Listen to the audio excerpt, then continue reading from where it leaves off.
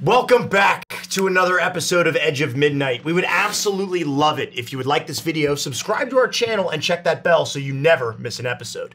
And of course, while you're doing that, I'm gonna read some quotes from last week's episode of Edge of Midnight.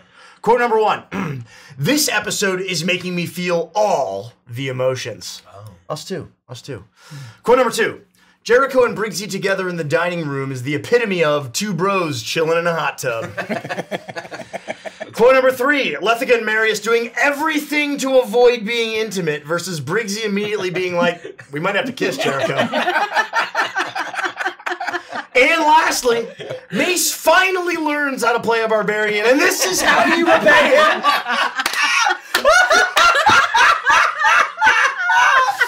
I thought a lot of these quotes are pretty good this week. Finally. So as always, be sure to leave your own comment on this video, and maybe yours will be picked up next week. In the meantime, you can become a channel member right here on YouTube. You can help us out by checking out our merch shop, becoming a patron over on Patreon to enjoy the campaign that you can only watch over there, Shroud of Her Saltmarsh. And lastly, go to thecrookedmoon.com today to pre-order your copy of The Crooked Moon. Thank you.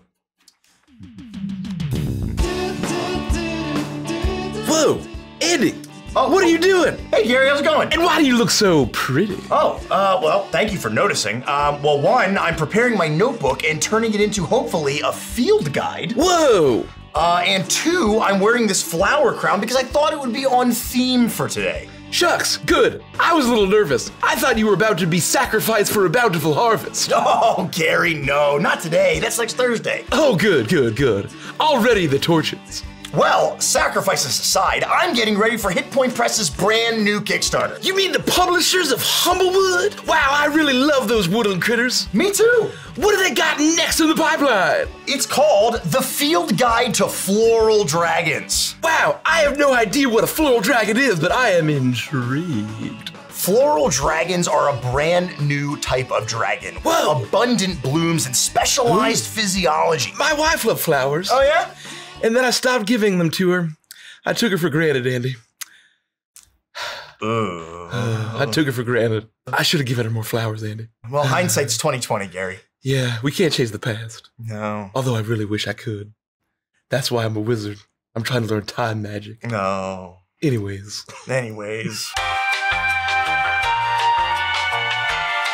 However, any forager or florist knows that some plants are as deadly as they are gorgeous. Just like you, Gary. They can't convict. They don't have enough evidence. Some floral dragons can be gathered like a bouquet of friends, while others are adversaries more dangerous than the deadliest nightshades. Wait, nightshade is deadly? I eat a whole bushel of nightshade every night.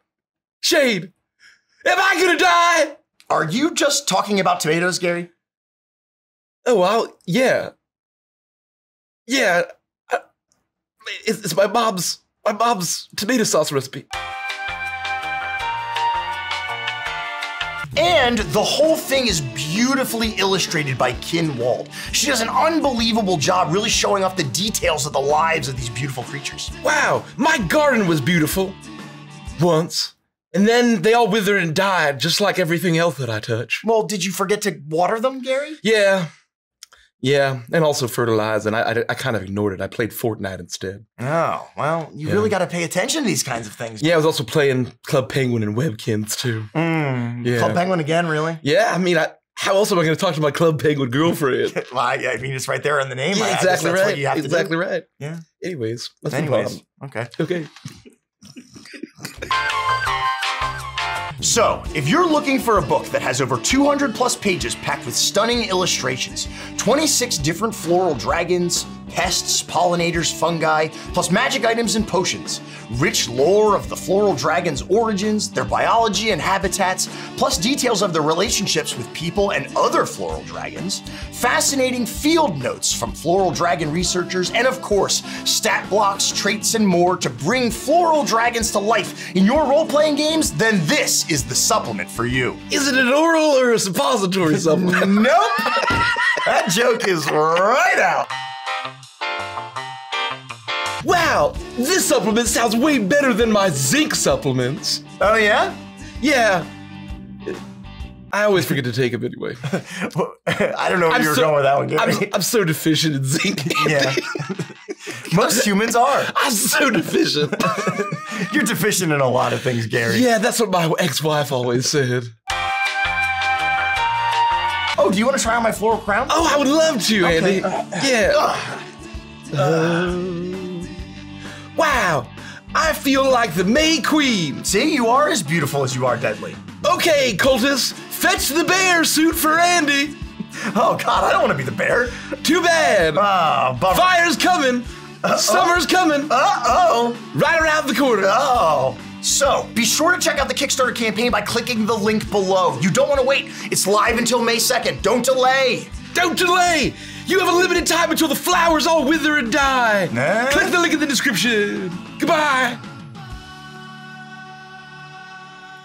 We are Legends of Evantris. This is Grimsday, and we will see you in the mist.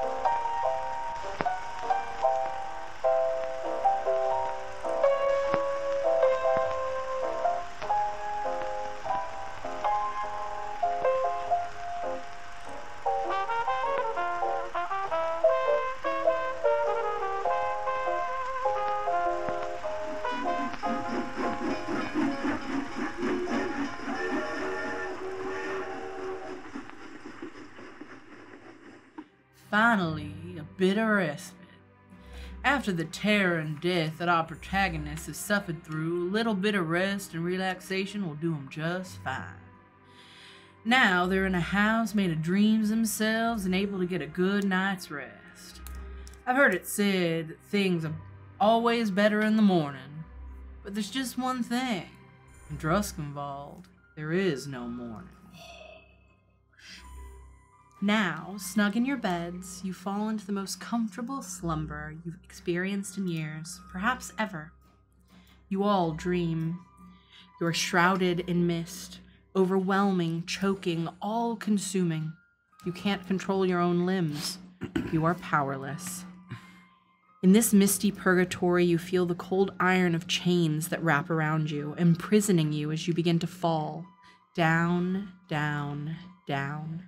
You sink deeper and deeper until the darkness entombs you. The grave silences all. Then, a break. Your chains are shattered along with the all-consuming mist. You rip yourself away from the broken links and pull yourself out from a cocoon, its misty threads falling aside as you rise. Two brilliant wings unfurl around you. Like a moth made of moonlight itself, you rise into the night sky, unbound, unchained, unbroken, unstoppable. And then you wake. You all wake up in Chateau Clair de Lune, safe and comfortable in your beds. It's warm, cozy, exactly what you would expect. You can hear the sounds from the adjoining rooms of all of you stirring. You've all woken up at the same time. Now that was weird. Yeah, that was a bit strange, I suppose. What do you have to say about that, Virgil? Well, I suppose we should get up for the day. What do you think, Virgil? Virgil? Well, I'm sure you're around someplace.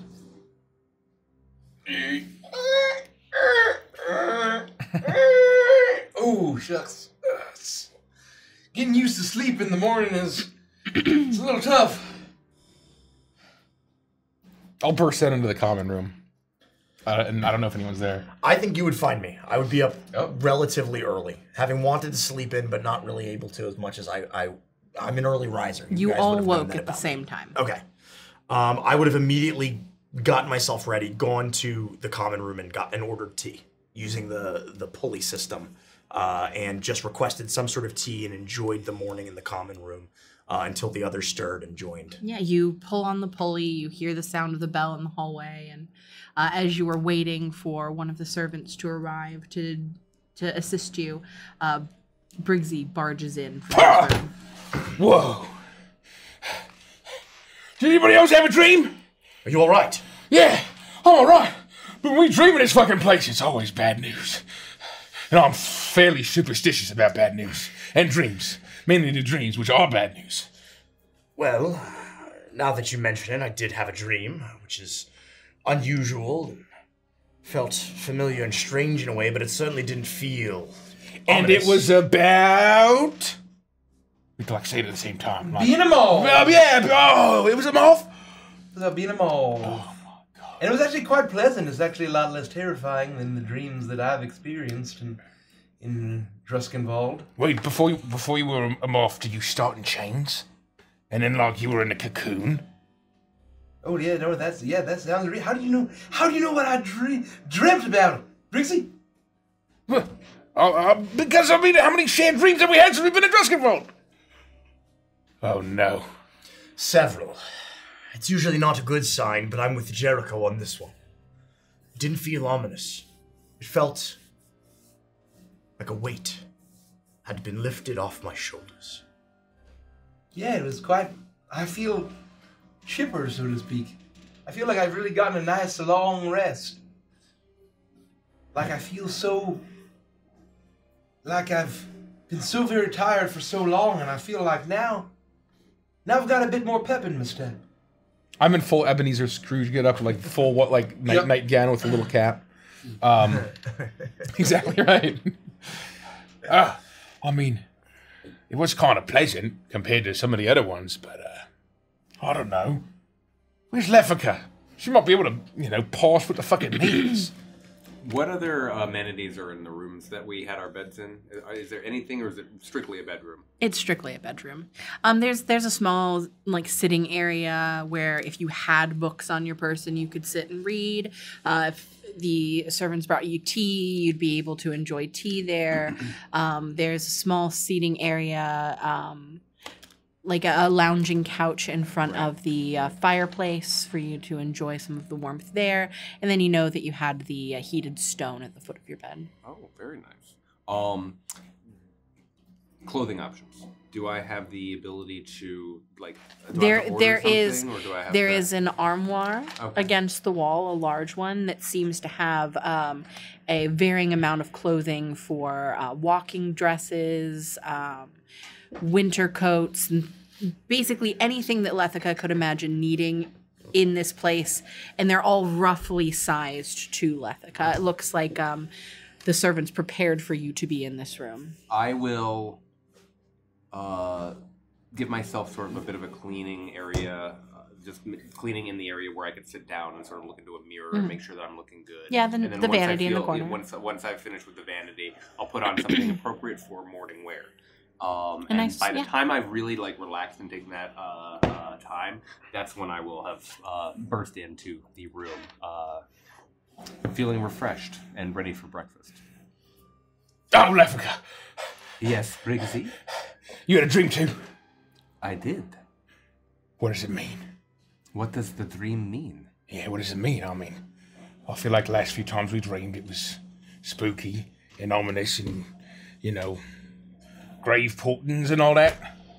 Yes. Dead man tell no tales. You know what I'm saying? I do, and yet I cannot say exactly what the dream means. I have no idea. Well, maybe it's saying that on account of our friends being dead, they was holding us back. That's really morbid. I don't know why I thought that. I don't believe that. I don't know why. I don't believe for a moment that any of us were held back by the others. I truly believe we wouldn't get as far as we did without them. Yes. No, you're right. We couldn't have done any of that without Farron and Yorkie. No, yeah, that's true. That's mighty true. Then why do we feel after such a sad time? Why is we being delivered that? And especially in this, I mean, this place looks like it's out of a dream. Looks like less of a house and someone's memory of a house, and it's fading. Whoa, that was deep. Oh yeah. I don't know why I said that. That was some odd shit to say, I suppose. I do think that the dreams are visiting us, that there is intent, and I do not think it is speaking to the past. It is likely some sign or premonition, something that either is a warning or a sign of what's to come. Well, then, for what it's worth, as nice as this place may seem, I still don't trust anything. Or anyone, for that matter. Oh, I mean, I'm willing to trust. I feel like Philip and Adela are the only ones that, are remotely capable around here. And they've saved our asses how many times? Several, to And say the least. They gave us that nice house? Well, I mean, it wasn't so nice, I suppose, and then they destroyed it. Well, but I mean, they put us up here. This place is mighty nice. Look at this. We have all the amenities. I haven't lived this fine in my whole life, ever. Speaking of which, I am hungry, and I'll pull the chain. You pull the chain and you hear the bell ring down the hallway, and you wait for a servant to appear. Does anyone want anything to eat or drink? I see you've already gotten tea. No, there is no tea. No servant has arrived since Mary has pulled on the... I see that you have already ordered tea, perhaps. I attempted, but no one has answered the call, so to speak. Well, we can give them another 10, 15 minutes. Perhaps it is a communal breakfast eating time. Sometimes you gotta give them a friendly reminder. You hear the ringing of the bell down the hallway as it rings ferociously. Jean-Luc certainly heard that. Yeah, he was a real nice feller. There was Jean-Luc, and then there was all them puppet folk and them skeletons. Regardless, as nice as these people may seem, time will tell whether or not we can trust them. As far as I'm concerned, this is the first time I haven't had to look over my shoulder and just be worried someone was going to stab me in the back, or some hag was going to curse me, or I was going to be killed by some horrible crow demon, or get captured by a bunch of horny, perverted townsfolk. Right, or burned alive by a creepy, perverted priest. Oh, yes, you really wouldn't stop eating the cream puffs. It's like, Garth, you've already had 15, isn't that enough? It wasn't so much the number of cream puffs, but the way that he was eating them. Yeah, why did he have to bite into it before he closed his lips and squirt the cream in it? And that thing that he did with his tongue? Horrific. Yeah. Horrific. Well, what a weird guy. Gosh, I'm glad that Grixie exploded him in the core and viscera with his voodoo gun. Yeah, I'm glad too. Marius, I need you to roll a perception check for me. This has please. been nice. I'd be honored.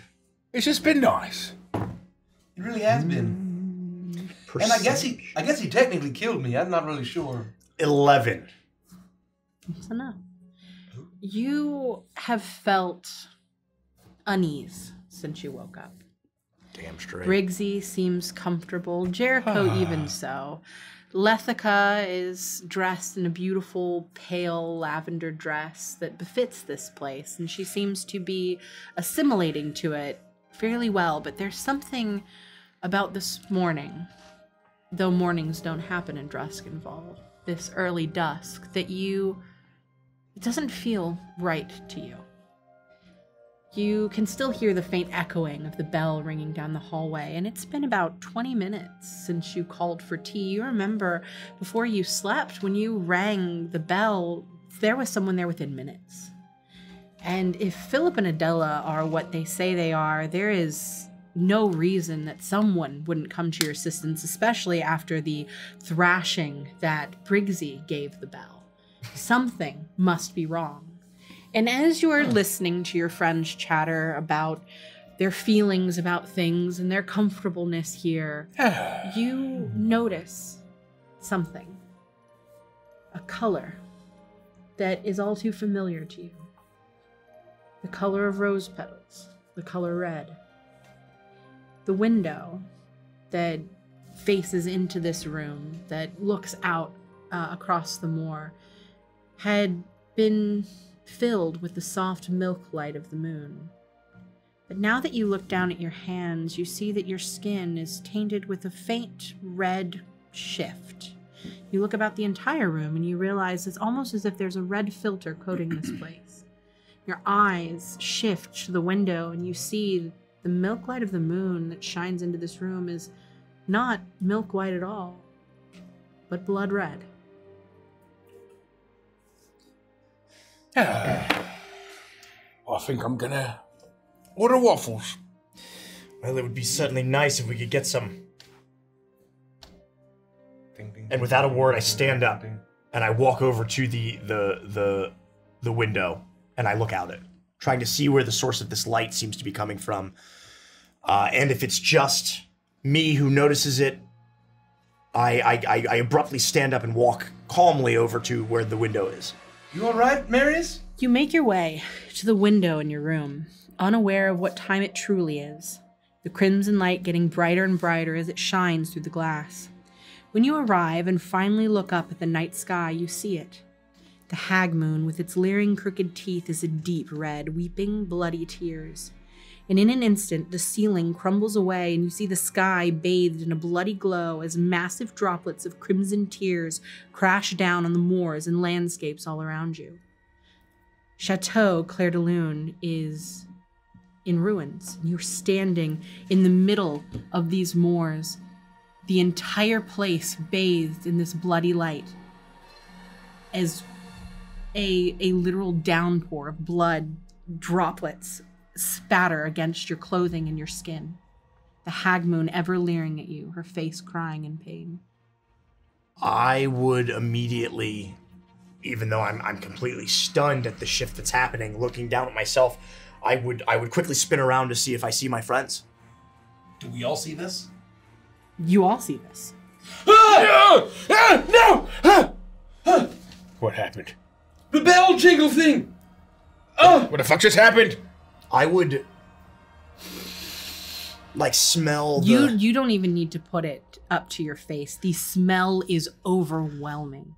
The scent of iron that fills this space now. It is taking all of your self-control to keep yourself together as you try and wipe the blood from your your clothing. You do nothing but smear it as more rains down around you. I would, having turned to face my friends to see if they have now experienced what I'm experiencing, which they are, I would immediately begin to take several steps back and distance myself from them, especially Lethica, as I'm trying to, like, wipe the blood from my face to keep it out of my mouth and my nose and my eyes, and I'm struggling to do so. Damn the gods! What is this? What is this? No! It's okay, Marius. It's okay. Hey, I don't know if it's okay, actually. Just stay back. Don't get any closer. No, he's right. Lethica, just stay like 10 feet away. I'm gonna race over to the basin where I believe that there should be like a water pitcher or something that we would have been able to have overnight. When I pour it into a glass, it's is it nothing still water? but blood. I would put myself behind Briggsy, between Lethica and I would have you between. And I would try to like get in front as well. Are our rooms still there, or just like you find yourself in what appear to be the ruins of Chateau Clair de Lune, and you see the foundations of what were rooms at any given point, but they have crumbled and everything is just covered now in this raining blood. You're standing, for all intents and purposes, on the moor. The chateau is behind you. It's not as if you're in the room itself. If I go to the foundation where my room was, are any of my effects there? You would have a difficult time with how big the chateau is. You're out front. You're essentially in the front courtyard. So we just sort of got like Schlooped. Hard to say. Or I guess we don't know. This is where you're standing. As I'm standing behind Briggsy, I'm shaking and my hands are drenched in blood. And as I look at them, I begin to like cut my hands. No! I'm gonna lunge forward and try to smack your hands as blood.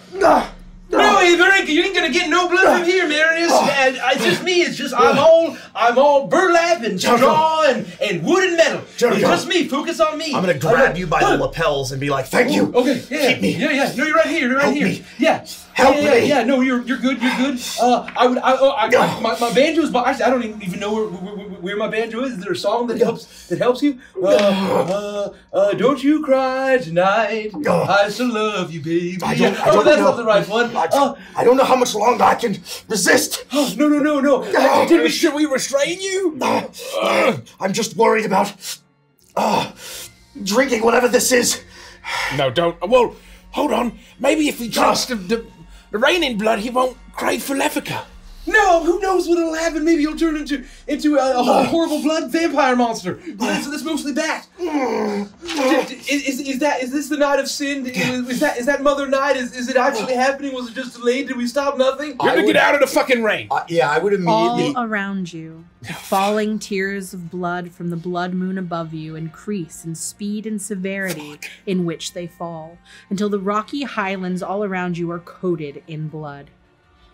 And then you see a massive orb of blood directly above you. You have no time to act as it smashes down atop the crumbled chateau and splashing in a massive tidal wave of blood that sweeps all of you away. You tumble through the thick, viscous liquid, rushing like a red tide until it finally slows down and totally stills. You all burst out of a bubbling pool of blood coated in thick crimson. Is it fair to say that Marius might have gotten some in his mouth? 100%. However,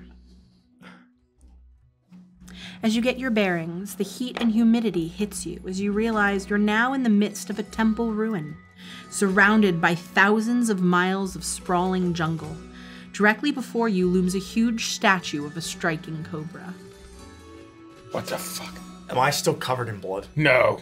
You are coming out of a pool of bloody warmth in the middle of the jungle. I would be drinking it. There'd be no way that with the tidal wave and the flood and it getting in my mouth that I wouldn't have succumbed to the And the rest of you scramble out of this bubbling bloody pool in the middle of this jungle as you watch Marius just shoveling handfuls of blood into his mouth, drinking down gulp after gulp of this warm, red, irony liquid. The rest of you are able to grab fronds from the nearest trees and wipe the blood from your bodies as it slowly begins to dry in this heat. Though it's humid around you, it's still drying, and you feel yourself slowly begin to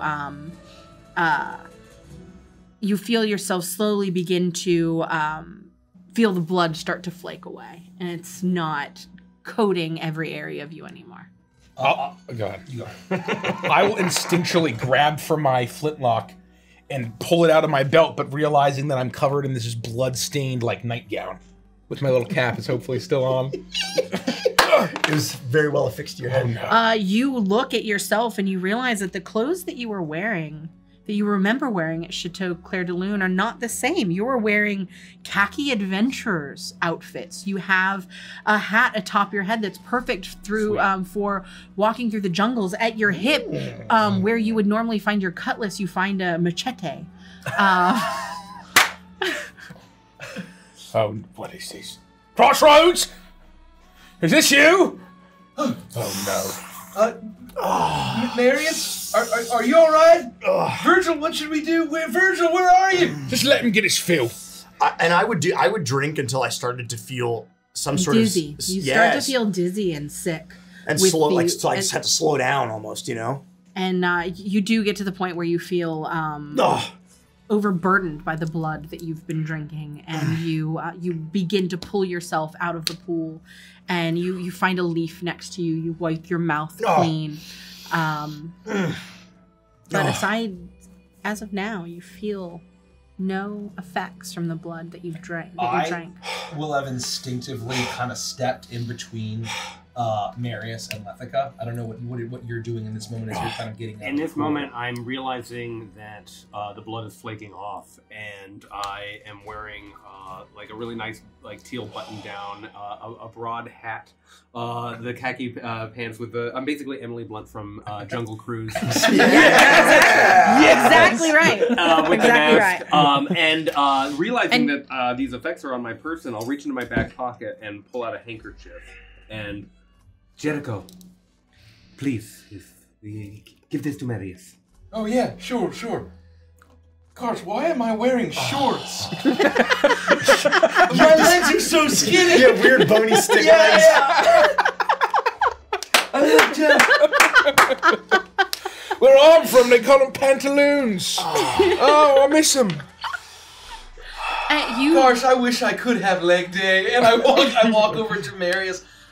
Marius, are you all right? Thank you. And I'll snatch the handkerchief and begin to blot my face. And as you begin to calm down, as the bubbling pool, it's still there, but the scent of it is no longer so tantalizing to you. You are able to take in this scene where you are in the middle of this jungle, standing in the midst of these crumbling temple ruins. This cobra statue in front of you, poised to strike, but motionless as it's covered in the growth of the jungle, as the jungle has clearly for many years been reclaiming this temple as its own. I'll be waving my machete around at the cobra. Machete. That's a cobra, right? It doesn't look like a crocodile in any sort of way. No, that's not a cobra. That's a big old snake. That's a snake, right? Yeah, that's a big old snake. Are we not having a shared dream or some sort of shared experience?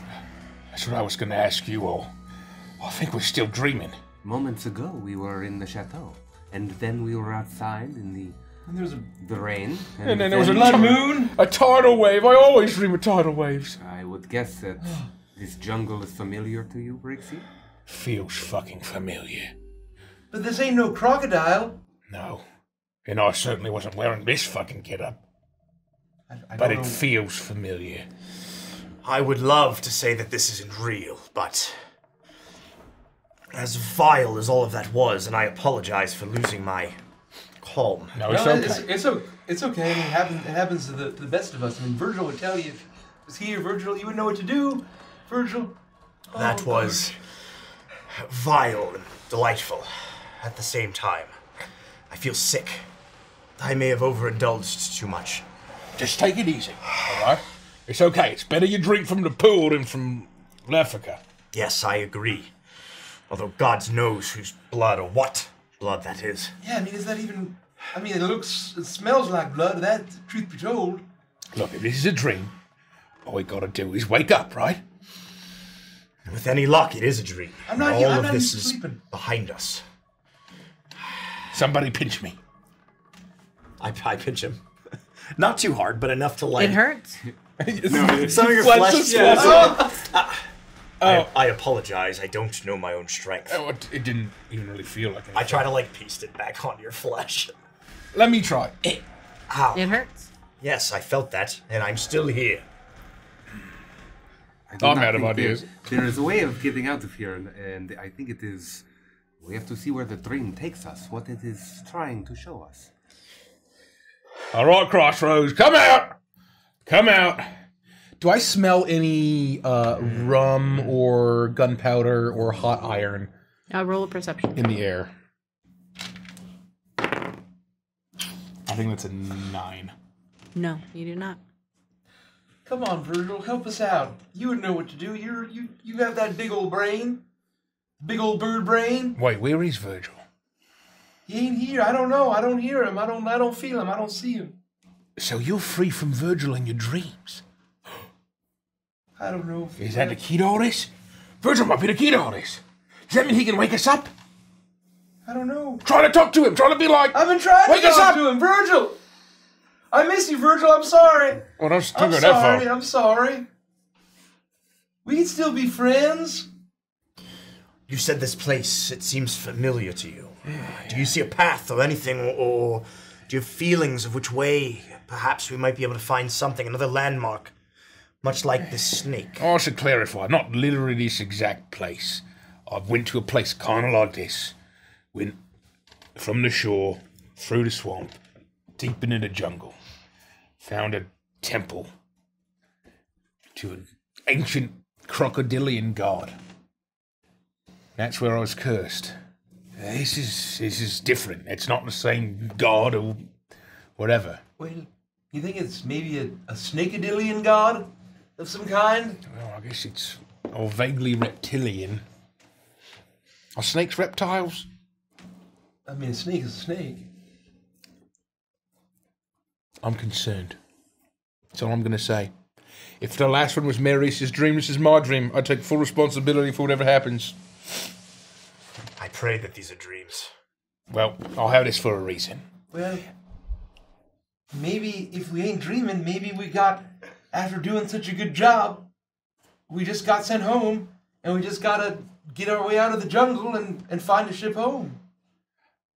As he's saying that, I'm gonna walk up to, if there's like a path that I can clear with my machete. Yeah, there's a bunch of the jungle you can imagine that you can clear. And you begin to do so. You have traveled through the jungle before, and you know that this is the way. When the jungle reclaims its spaces, there are no paths to be seen. You have to forge one on your own. You leave the temple behind and venture into the jungle proper, the dense underbrush and draping vines making the trip incredibly difficult. All around you, you hear the life of the jungle. But as you look to try to spy what creatures are around you, you see strange beasts you've never seen before. Some look like dinosaurs, others like large cats, but they look more like the stuff out of a fever dream than real animals. And none of them interact with you. They seem to notice you, but they don't react like predators, though they look like predators. You know what kind of weird, gross animals these are? Anybody? I've never seen anything like this in my life. I have zero experience with any kind of jungle, flora or fauna. Only what I have read in books. In my long life, I have never come to a place like this. No, nothing like this. Well, This feels like Crossroads. It is as hot as I have read, though. Yeah. maybe that's why I have shorts on. Anyways, well, maybe we can talk to one of them, and say, oh, I'll pluck. Do I have a banjo or of any kind? Do I have my? No, I don't. Maybe I'll sing a tune. We are in the jungle. We've got fun and games. We just came from a pool of blood, and we have questions for you, crazy aminos, and I've also done Guns N' Roses twice this session. Oddly. It's very funny. Animals, please be soothed by savage beasts, be soothed by my tunes. And for all that you can see, they are soothed by the tunes, as none of them make a move to attack you or to engage with you in an aggressive way at all. I'm gonna try to walk towards one. Okay, you do. Be careful, Jerry. You see what appears to be some sort of large dinosaur. It seems almost more round than you would expect it to be. Its colors are vibrant. It fits in really well with the bright colors of the jungle, but the reds are incredibly red. The yellow of the underbelly is almost like a neon yellow. Not at all the type of natural colors you would expect to see on a dinosaur. Does it seem kind of like almost cartoonish? Almost. Amazing.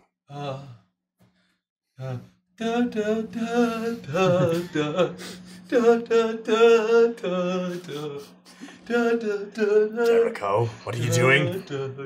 Come on, can you take us out of here, big guy? I love you. You Jericho. love me. You see a purple T-Rex begin to make its way out of the tree line. It's incredibly large. It towers over all the rest. Its head is shaped almost boxy in comparison to what you would expect a T-Rex to look like. And it charges forward menacingly. And as it stops next to you, it begins to rock back and forth. And if a T-Rex could smile, it would. Oh, hey, it's me. We're friends. We're friends now. Hi, my name is Old Jericho Sticks, but you can call me Jericho. Most folk do. This crow is I guess there's no crow. I'll introduce you to her later. This is my friend Briggsy, Marius, and Lethica. We just came here. We're not trying to intrude on your home, and you got a lot of good-looking, nice, friendly-looking friends. We're just trying to get out of here. We're just trying to get home. We was in a place called Chateau Clair de Lune in the realm of Druskenwald. If you know where that is, we'd appreciate a lift. They both just stare down at you. They don't seem capable of speech. Though they do make noises. The noise as the Tyrannosaurus Rex opens its mouth, you expect to hear this ferocious roar, but instead you hear roar, and it sounds almost comical coming from a creature of this size.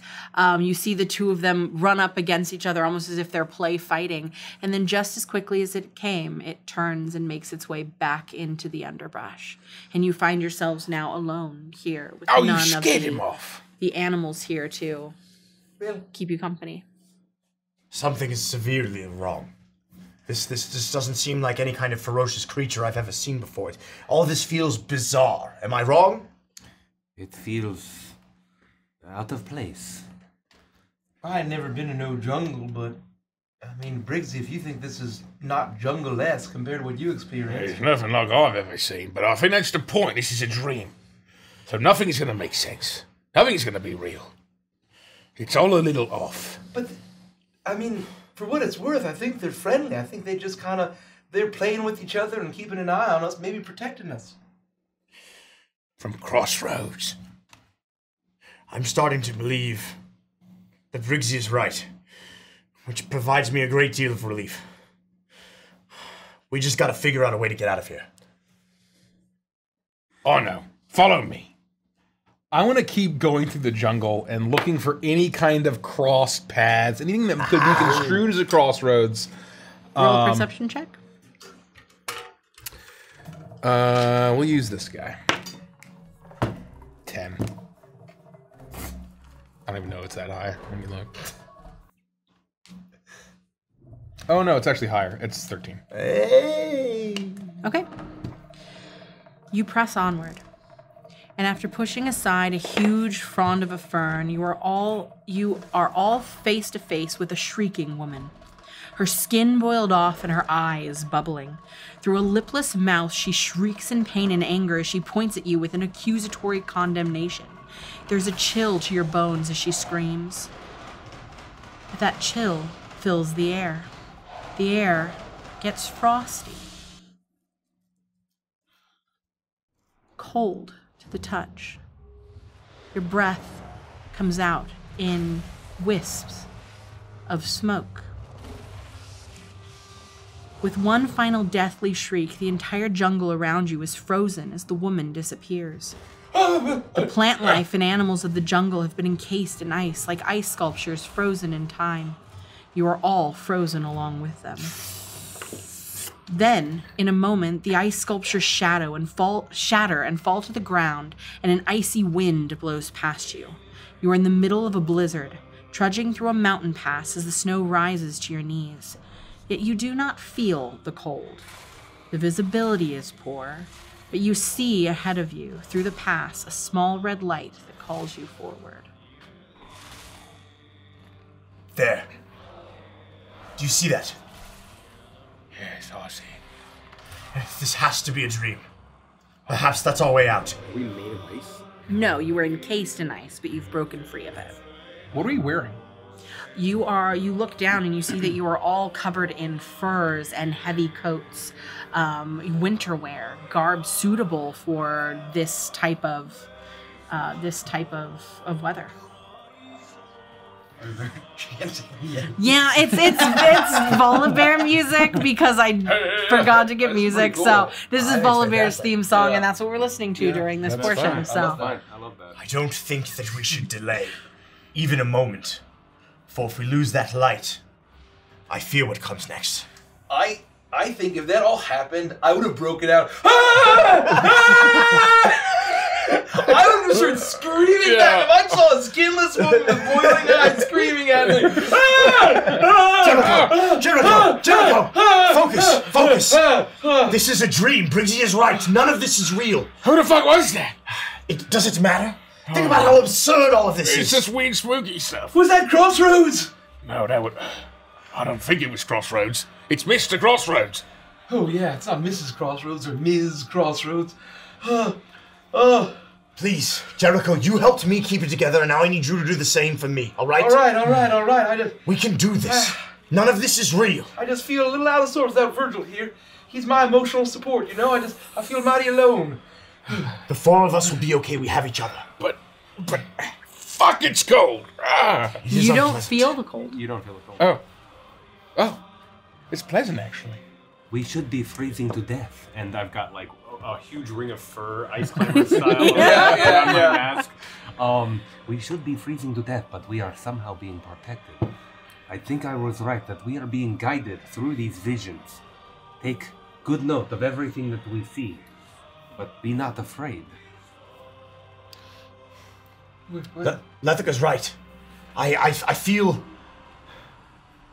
as though I can steal myself. Well, then why don't you lead the rest of the way? I'm done leading. You did good, Briggsy.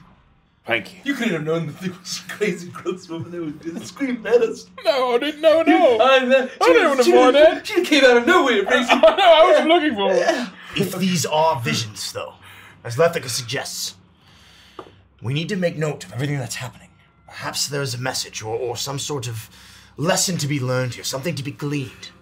For some, dreams are a way of processing and digesting trauma or grief or hardship, trying to solve problems. It is possible that these are merely images, but I think that there is something more. I hope you're right. It would help me immensely knowing that I didn't drink that godforsaken blood. Probably not. Probably none of this is real. Come on. Stay close. We'll be all right. Now I've got some stylish, comfy fur boots. That's nice. And even if it's slow, we begin to trudge towards this red light that is beckoning us. As you press onward through the blizzard, you suddenly feel something watching you. As you turn, you see an enormous black shape through the sheets of snow and sleet. Amidst this black shape, two huge red eyes peer at you, ever watching. Do you guys feel that? No, I started screaming. Briggsy, calm down. Call. No, it's okay. Remember the aminals were friendly. Earlier. Oh, you're right. Steel yourself, please. What do you think it is? Does it look familiar? You think it's a dinosaur? It is... Roll an intelligence check. This is gonna be a +1. Come on. No. You have a million twists and you choose not to use them. It wouldn't have mattered. No, It's that's okay. true. It's all right. Does anyone else notice? What is that thing? I'll look and see if my memory is jogged. Roll an based intelligence on check. Other 5 twists. red-eyed black shapes that we see in the past. You are too horrified by what you're seeing. On top of that, everyone else is wearing weather-appropriate clothes. You're still wearing shorts. Oh, But dang! you also have on boots with the fur. Gosh, I'm like that overpowered kid from high school who wore shorts in winter and a hoodie during summer. You need to have the red flannel, like deer flannel hat. Yes, I absolutely. Deer hunter. Yeah, deer hunter hat. Yeah. But yes, you are far too distracted, and you. I am? No, Jericho is. Oh. I pulled out 5 twists for you. For a perception or intelligence? Intelligence check, because this is recollection. Well, I have a very big brain. What is that, Marius? What is that? I have very big brains. What? Oh, brains. Huge brains. You said brains. Only let All right, I'd like to try. Only let what did you get? rule like that. +5. No, 8. I just have to roll well. I have +0 to intelligence. 5 twists. But I just 5 have to twists. roll well. I just have to roll 5 well. twists. Okay, come on. Come on. Yeah! Natty 18 and +5 is 23. No bonus! That's unfortunate. None! That's not enough. What? I'm kidding. No, this is, you immediately think about the very first day that you arrived in Dreskenwald. That shape, that black shape with the red eyes looming in the tree line just behind you, ever watching. That giant creature, whatever it was, followed you all throughout Folson's. It was ever present in the woods around you. And you feel that here. As you look at its shape, you see that it is one and the same. Do you recognize it, Marius? No, Let's go! I'm extremely distracted. Stop doing that. Stop it. Stop doing that. Is that a woolly mammoth? It's no, I don't. I can't say that I've ever seen any kind of a mammoth or anything like that. I've but heard stories. It feels familiar. Remember the very first day, the moment that we stepped off that train. You're right. Yes. The thing that has been stalking us incessantly. The woolly mammoth. No. Oh, not the woolly mammoth. No. Did we ever get a glimpse of it? You We never did. saw it. Way was. off. We just know that it's a large creature, and this fits that profile. The silhouette is the same. Seeing it, I would instinctively reach to my side for my sword. You reach the side for your sword, and you don't find a sword there, but you find a canteen filled with water. Damn. We're all friendly. If it hasn't attacked us yet, I'd be surprised if it did now. That being said, I'm unarmed. Does anyone recognize where we were? It looks similar to Briggsy. The last place was similar to where Briggsy was. Oh. Has anyone been in the ice and the cold and the frozen wasteland before? The cold is no stranger, but I'm not sure I recognize this place. You don't recognize this place. I don't even need to make you roll for it. It's very clear this is not a place that you have ever been. I stand by what I said. Oh, I've never been any place like this. Well, we don't mean you no harm. Big goat that I actually think we just saw like face to face, and also a shared vision from Mother Midnight. I'm hoping it's not one of those. It's just now you're probably just a memory, or just a bad. As you continue to Bad walk dream. along, you notice that the shape continues to move with you.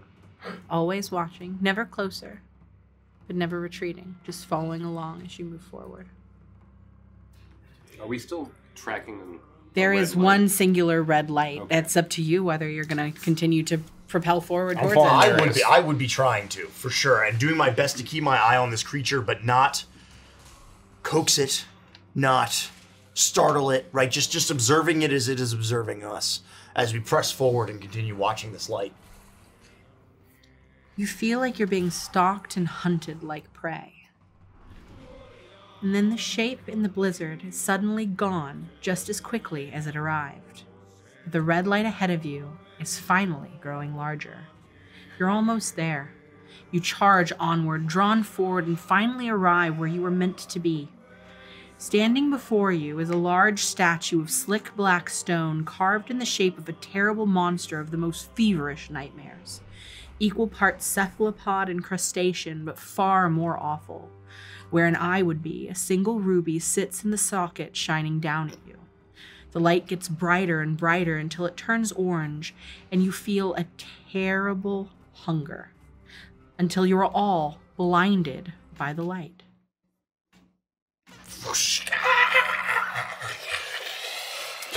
After a moment of this blinding light, it shrinks back down to a singular circle of glowing light that races towards you as you find yourself in the middle of a street in a huge metropolis.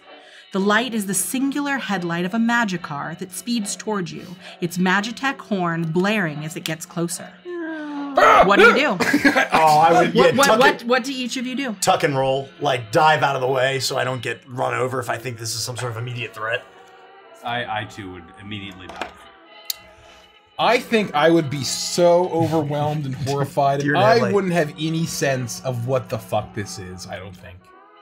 So I'm gonna deer in the headlight. I'm literally just gonna stand there and be like, I don't move. Lethica? Lethica also rolls. Oh, you roll. I run. I will look at Brucey. No, we gotta go, man. We gotta go. We're gonna die here, man. What are you gonna say? I'm like so freaked out. Caliculi. All of this you would do. You try to do. But you feel like you cannot move your body.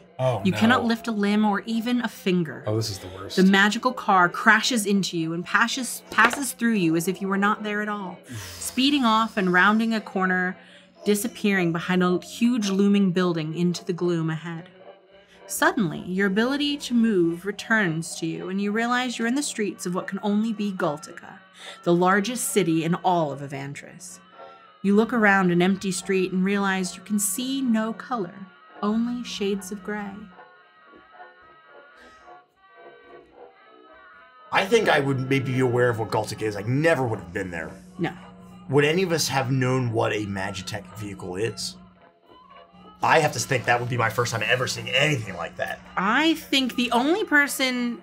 I think Lethica would know what a Magitech vehicle is. It's possible and I think that I've been to Galtica. I think it's possible Lethica has been to Galtica. I think it's also possible that Briggsy would have been to Galtica. I think with...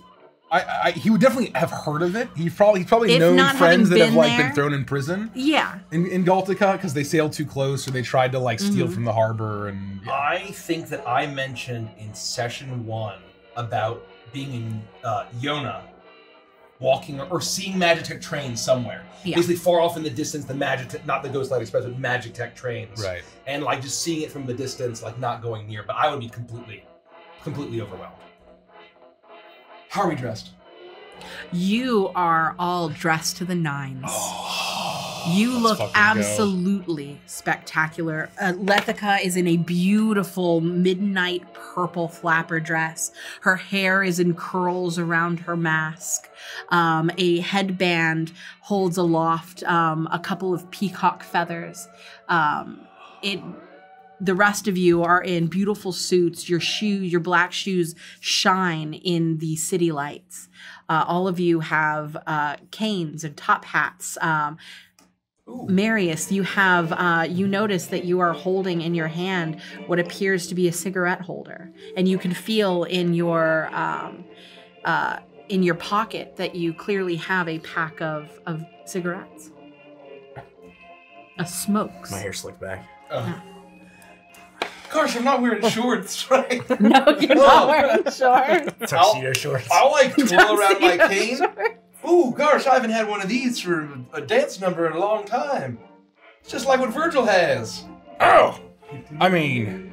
Oh no, not this again. Chaps, I'm dressed to the nines, I am. Well, this sure is indeed the proper caper. I heard tale of fine, fancy folk coming from the big city, and the biggest city of all of Galtica is the shining jewel of Yona, the shining jewel of Evantris. This is Galtica. Oh yeah, this is Galtica. This is the big city, the great metropolis on Yona. Unbelievable. Have you been? Once, very briefly. Oh, I've only heard of it. I've heard lots of stories. It was a younger city then than when I visited last, but it is still very much the same air, the same people. I feel like I need a better fancy voice than the one I normally have. That one's basically perfected. No, I think your normal voice is just fine. I don't know, I feel so low class. Oh, no, I insist, please. It's wonderful. Well, I ain't never dressed as fancy. I feel like in just a handful of hours, I've dressed fancier than I ever have instead of a torn old coat and torn old pants and torn old boots and torn old hat. all these different outfits. I would say that it is fun if it were not for the horrors that come in between. Do I have a cigar in my coat? You do.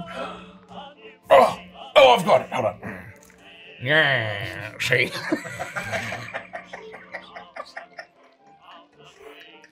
Yeah. Briggsy, are you all right? Briggsy, I mean, that's pretty good, Briggsy. I kind of like that. Oh, you like that? That's a good one? Yeah, I'd be very believable. I'm trying to fit in as, you know. Yeah, you play the part. Gosh, I didn't know you were such a big city slicker. I didn't know you were such a city slicker. Oh, I've heard the story of the mobster, see? Oh, the famous lobster mobster. Down from where I'm from. He used to talk like this. Lathika, I'm worried about Briggsy. I am too. He is losing it. I don't remember him doing voices, and then suddenly he just starts doing it. If the city guard hears him speaking like this, they will take him and hang him from the neck until he is dead.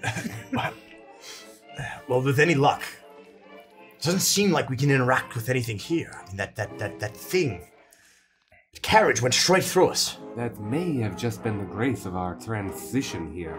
We could be hit by the next car that rolls through. Well, perhaps we should move, and if this place is as large as you all say that it is, where do we go? I'd like to see the coppers try. They'll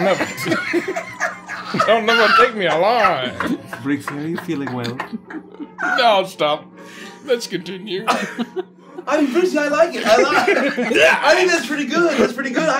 But let's look around for some coppers. We'll keep an eye out for coppers and mobsters and other type folk and other crazy cars. As you wander the gray streets, you finally see some color. A purple glow emanating from the open door of a jazz club on the corner. A sign hangs overhead that reads, "Cockatrice on a Lance." And the inviting glow in the club fills you with desire, and it calls to you invitingly. Does anyone else see that purple glow? Oh.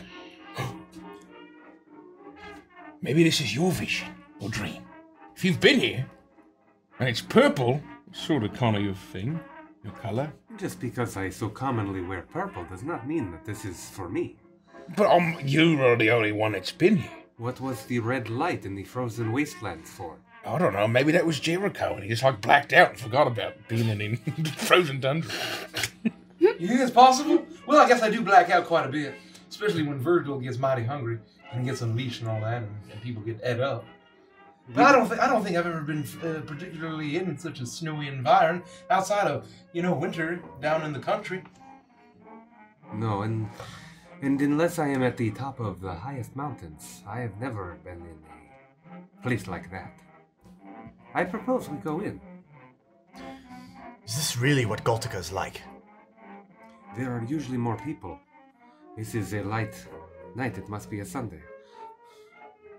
Yeah, you see absolutely no one on the streets around you. If we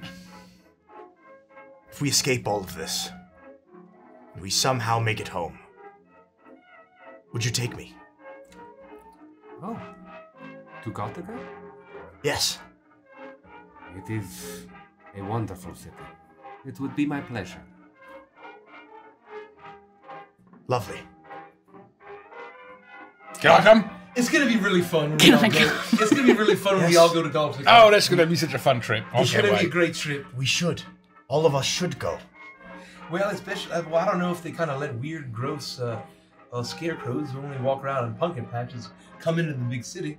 But, I mean, I feel like I clean up pretty nice. All rotting zombie crocodile pirates.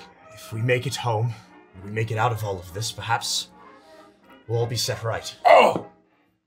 Maybe we can use pseudonyms to sneak in and fit in with the regular old Galticans. Okay. Okay. I'm just saying we can dress like this, just like the dream, and we can be like, hey, remember that one time we all shared that weird, creepy dream? We all dressed fine. Well, and we're all in shades of gray as well. Just blacks and whites and grays. Oh. And we'll have to, adopt characters so they have no identities. Like what kind of character? No, I don't know. Like mobsters. Yeah, I could be the lobster mobster. And all them tales of the singer sing always end in horrible tragedy and bloodshed and violence. I'm just saying, if I walk in as a pirate, I think, they'll hang me from the neck until dead. You can dress however you want, Briggsy. Well, I'm just not normally used to dressing like this. There's no time Just like might- the present to change, right? Might need some just emotional support, you know, to play a different role, to play like a lobster. That's all I'm asking. I don't know the tale. Is it too much to ask? I don't know the tale of the lobster. I don't know the tale of the altos. Oh, You know, woke up this morning, got some gabagool. You ever heard that one? no, I haven't heard that one. I don't think any of us have I any don't idea really know what what you're talking gabagool about. is, but I'm pretty sure it comes from Galtica. Yeah. Oh, is that related to Gobblegoo? No, I don't think so. Oh. Anyways, maybe we should listen. Maybe they're serving up some nice supper down at the jazz club. Are we taking on different names? Well, there's nobody to take a night name with. The streets are empty. Do we hear anything? Do you hear music spilling out into the streets? Well, perhaps the musicians will be able to tell us what is going on. Well, this is kind of your thing, so why don't you lead the way? Follow me, gentlemen. You step inside the bizarrely named jazz club and see a crowded lounge as low, brassy music fills the air. You try to see the people that surround you and realize that they are strangers in shades of gray and that none of them have faces. The purple glow fills the room along with the music, casting a seductive glow as the voiceless patrons smoke on cigarettes and cigars, a haze of tobacco filling the air. You see a table that would easily seat the four of you.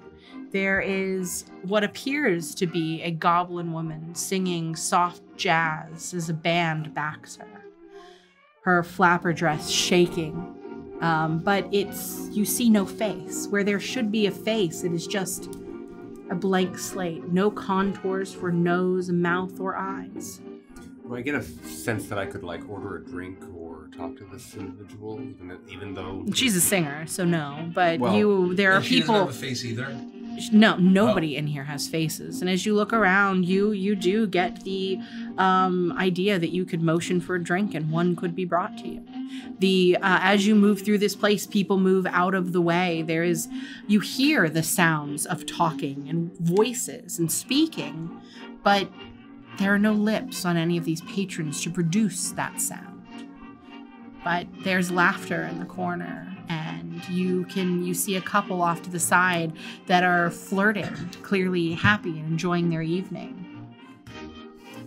It is as though this city is all inhabited by strange ghosts. What do we normally do next? Do we sit down? Are we helped? If we were here for real, I would propose we find a table and order a first round of drinks. I will do just that, and I will lead us to one of the tables close up to the band and the singing, the main stage. And getting the attention of one of the waiters or waitresses, wait until they're ready to accept an order. Just as quickly as you sit down, someone comes by to the table, doesn't take an order, but quickly puts a whiskey in front of each of you. Oh. And then bustles away just as quickly as they gosh. came. Well, this is where the city is. This is a mighty fine place. I'd really like to come here if we all survive Druskenwald and make it home. Very presumptuous. I had hoped to order a drink. I almost wish this wasn't a dream or a vision. This is kind of nice. Again, when we are here for real, the people will be more amenable. It will be twice the crowd, 4 times. And I could get us a death in the afternoon. It's a delicious drink of champagne and absinthe. A classic in Galtica. Oh. That sounds kind of nice. Cheers. Do they have faces in Galtica? Cheers. Lefika? Yes, this is... Oh, that's as though nice. it is inhabited by ghosts. I'm gonna drink like a genuine, well-to-do haberdasher, as they say. You drink down the whiskey, and it is smoky and smooth. Oh. No faces. Lefika, you basically don't have a face. I have 2 faces. I was just gonna it's say, the opposite. It's the opposite of no faces. But two faces make a no face. Isn't that what they say? Classic saying, If you're Jericho. referring to the lack of features on my mask, then I suppose one could say that. My point is that they're all sort of anonymous by having no face. Kind of like a mask, is all I'm going to say. You think they'd let me play a tune? I've never seen such a fine piano up there. Oh, can I taste the whiskey like normal, like I used to be able to? You can. Oh dear. Can I taste the whiskey? You can. Oh, it would burn a little. It feels so oh yeah. Wait a minute, is this what Virgil tastes when I drink whiskey? He's been hogging it all. That's right. Oh, I'll have another, please. This is delightful. You put your hand up, and almost immediately another whiskey is placed in front of you. You drink 1, 2, 3, 4. You expect that dizzy feeling of the gentle buzz as you consume the alcohol to arrive, but it never comes. You can drink as much as you want with no repercussions. Let me see if they still adhere to this custom when I was in Galtica last. And I will reach, expecting to find paper money in my dress pocket, wherever I might be able to find. You find a small coin pouch. It's almost like a chain bag that you are able to pull open, and this wire ring expands, and you can reach down into it and pull out. It's very small, only enough to carry a handful of coins and a couple of bills, but you do find Galtican currency in this bag. Jericho. Yes. They accept paper as money here. Paper? If you take Paper this money? and you give that to CD Fishbowl there on the stage, they would let you play the piano, I think. Well, I've seen a lot of creepy things. A lot of crazy things, Miss Lepica. Like a giant dope pope turning into a horrible gargoyle demon flying to the moon and getting exploded. Yes. I've seen a crazy crooked house and all my friends get turned into mash and go into a strange fey world. Yes. Paper money is probably the craziest thing you ever did say. It is a strange city, I will tell you. Gosh.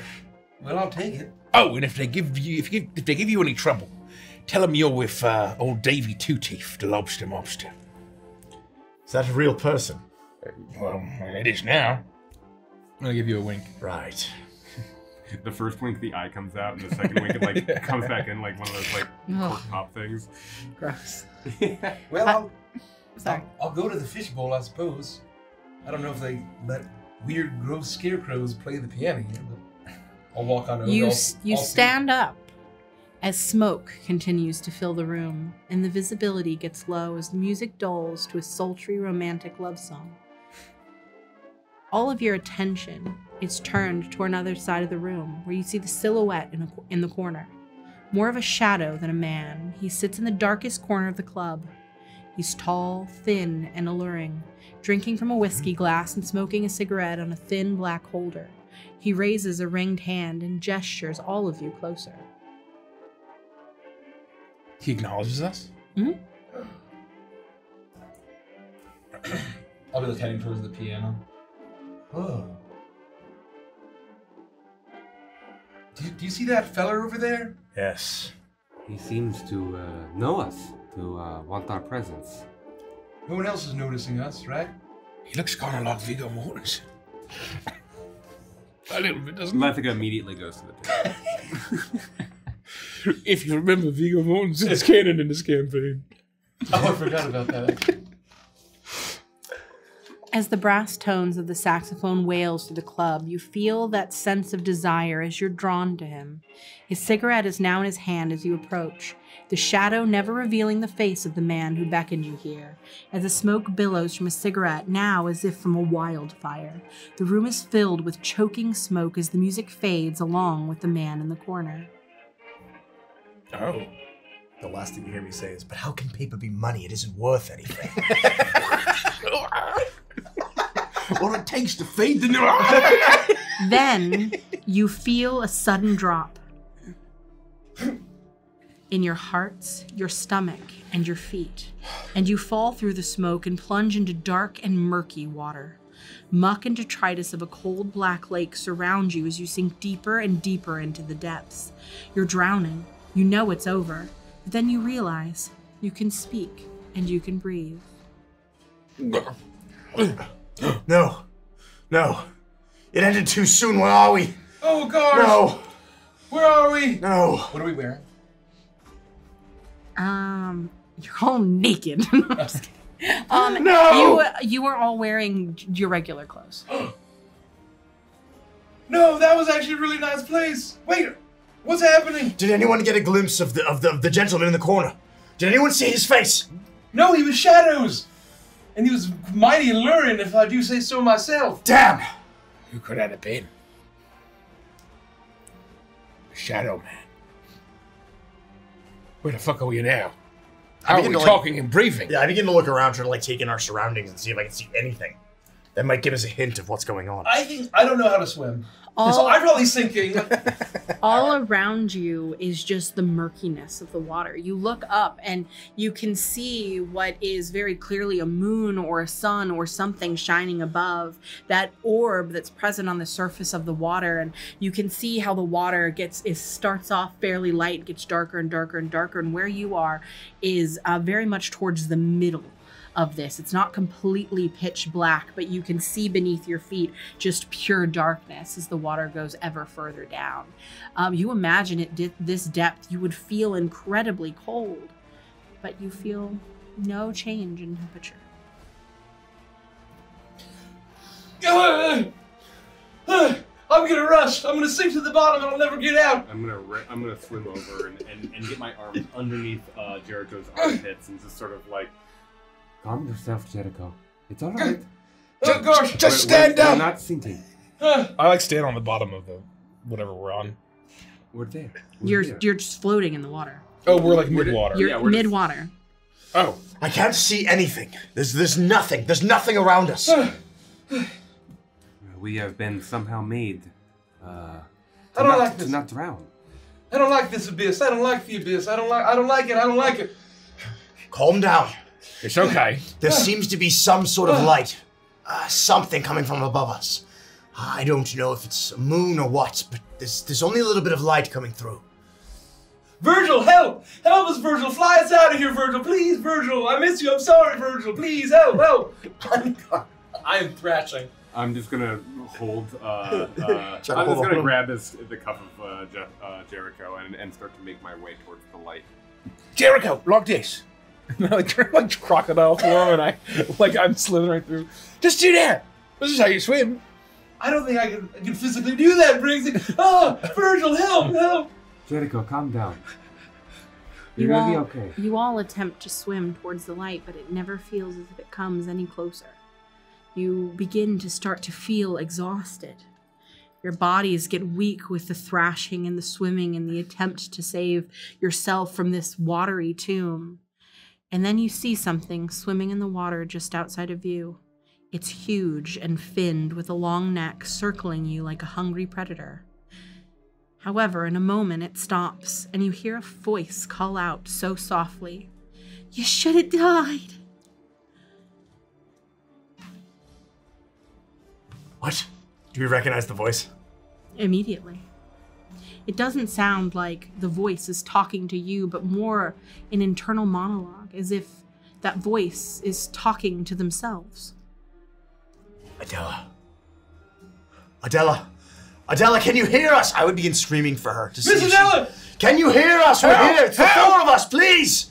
If you're a big old dinosaur down here, then I love you. You love me. We're a happy family. Please. If I have the sense that we might be able to be heard I miss Virgil. in this moment, hearing the shouts of my compatriots, I will use thaumaturgy.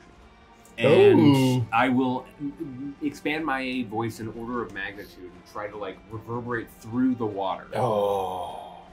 Adela, can you hear us? You all hear Lethica's voice boom out in the water around you, and it sounds almost like Adela's faint whimpering, and it stops for a moment. Almost as if she's startled, as if she could hear something. And then once again, you hear her voice again. "You should have died then. You should have died. Help me save." And she sounds scared, frightened. But her whimpering and her sorrow can still be heard until it's just silence again. As you look about the murky lake, you notice that the lurking beast is gone.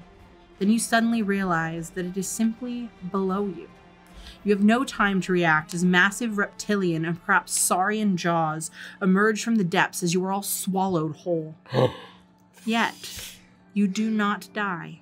You feel yourselves being hoisted up out of the dark water, higher and higher and higher still. You're approaching the surface, although all is black around you. You hear a splash and feel yourself break the surface tension, and then you wake. All of you wake in a cold sweat. Your beds in Chateau Clair de Lune, there's sweat coating the sheets beneath you. The fire in the fireplace has dwindled to mere embers. The stone at the foot of your bed is now cold. Virgil, come run here, to the come basin here. and splash my face. I nearly fall out of bed and like almost crawl, scamper into the common room. Yeah, as soon as I will have like rinsed my face off with whatever water basin is like there, I would immediately as well run to the common room. Don't tell me that was just me to just fucking experience all that. No, we were together. Do I feel like I had just consumed, or maybe in the... Your stomach feels completely empty, as if you haven't eaten in quite a while. I would, in the common room, I would immediately run to some sort of reflective surface, whether it be like a silver plate or a silver, and like check my mouth and look at my fangs. Oh, thank you. Thank you. Oh, and I would put it down and I would collapse in one of the chairs. Oh, thank you. Was I able to snatch Virgil if he's there and before he could fly away? I don't know if Virgil... Yeah, sure. Virgil's there. Okay. Virgil will be trying to fly away, and it'll be like that scene in Jurassic World with the pterodactyl when the mosasaur tries to snap it. Virgil, I miss you so much. No, you can't escape. No. I'm sorry, Virgil. So I saw a question in chat that I do want to clarify. Yes, it did sound like Adela was talking to herself and not to the party. She wasn't telling the party they should have died. She was talking to herself about something she was seeing. You should have died, you fucks. Well, I wouldn't be... Why did you not die? I will have put my mask on. I'm still wearing the silk pajamas and what we went to sleep in. You are wearing exactly what you went to sleep in. Oh, so I put my pajamas on, and then I race out into the room, and... That's very funny. and then we are all back? Yeah, we're fucking back. I believe so. There is one way to check also. I will run over, and this time I will pull the chain of service. You do, and it takes not even 2 minutes before you hear the pattering of feet almost running down the hallway. The door itself is wrenched open, and you see another one of these marionette doll-like servants that run Chateau Clair de Lune alongside the skeletal servants. This one is much shorter. She has golden blonde ringlets that cascade down her back, a cute bonnet on her head, very shepherdess pastoral outfit that she's wearing, flowing cotton dress with puffs and ribbons as she bounces into the room. Oh my gosh! Oh, you're finally awake. You've been asleep for 24 whole hours. We were beginning to worry about you. It's Mrs. Adela's birthday today, and you need to be available for the dinner. What? Oh, I'm sorry. That was a lot of information to give you all at once. We've been asleep for more than the night. Oh, you've slept an entire day. I was told not to wake you unless it got to, well, dire circumstances. Well, we needed the rest. Will there be food there? Can we get a small, perhaps a a coffee and some snacks. Well, I can bring you drinks. Water, please. Waffles, please. No, I can't, unfortunately. Now that you're awake, oh, Miss Adela's going to be so pleased to hear that you're awake. I have to make sure that you are ready for your mid-dusk tea. Well, that would be satisfactory. That's yes, fine. But we can't do that first. I have to take you to the tailor. You have to get your costumes made for the masquerade. Well, that would be very nice, but we need rest. I forgot about the just masquerade. slept for 24 From hours. our rest. It was a stressful rest, okay? I wouldn't even really call it rest, but I guess we needed it. Or maybe we didn't need it. Do we feel physically rested, or are we? You feel physically rested. You've endured a long rest. Oh, let's go, baby. I actually wasn't even trying for that. That's sweet. I do take that long rest. Yes, I do. Endured for sure. Woo! It just... Do we need to change? Should we go like this? Well, you should put on clothing for the actual day, of course. But then I will usher you to the tailor's. This is the plan for the day. I don't want to overwhelm you. But I'll bring in something for you to drink so you can ready yourself for the day. You should begin to think about what you want to wear to the masquerade, because the tailor's going to want to know right away. I'm going to take you to the tailor's for your fitting and to describe your outfits. The tailor's going to get started on them, at which point I will take you then...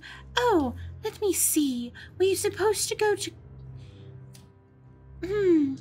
I think you have tea. Yes, then, after the tailor, I'll take you to have tea with Adela. And that will have to do for your breakfast and lunch, because really we don't have much time. After which you have your tea with Adela. Then Adela is going to go meet up with Philip, because they're going to do something special on her birthday, which they do every single year. Special time between the two of them, you know. And then from there, I will take you to the matron, who's going to teach you how to hold a fork and drink soup with a spoon and how to act appropriately at a fancy dinner, because following your tutelage, then you're going to have Adela's birthday dinner in the dining hall. We're going to Cotillion? Yes, Cotillion. I didn't want to say it. Oh, wow. Oh, gosh. Me mum always wanted to send me to Cotillion. Let me get you your drinks, and you can talk amongst yourselves about anything else that you may need for the day, but that is what is on the schedule. And as it is Adela's big day, we can't veer from the schedule. Did you understand? She mentioned her name. She didn't. What is your name? Oh, my name is Charlotte Witherspoon, but you can call me Lottie, or Little Lottie if you like. Gosh. A pleasure to meet you. That's a mighty pretty name, Lottie. I stepped in between. Well,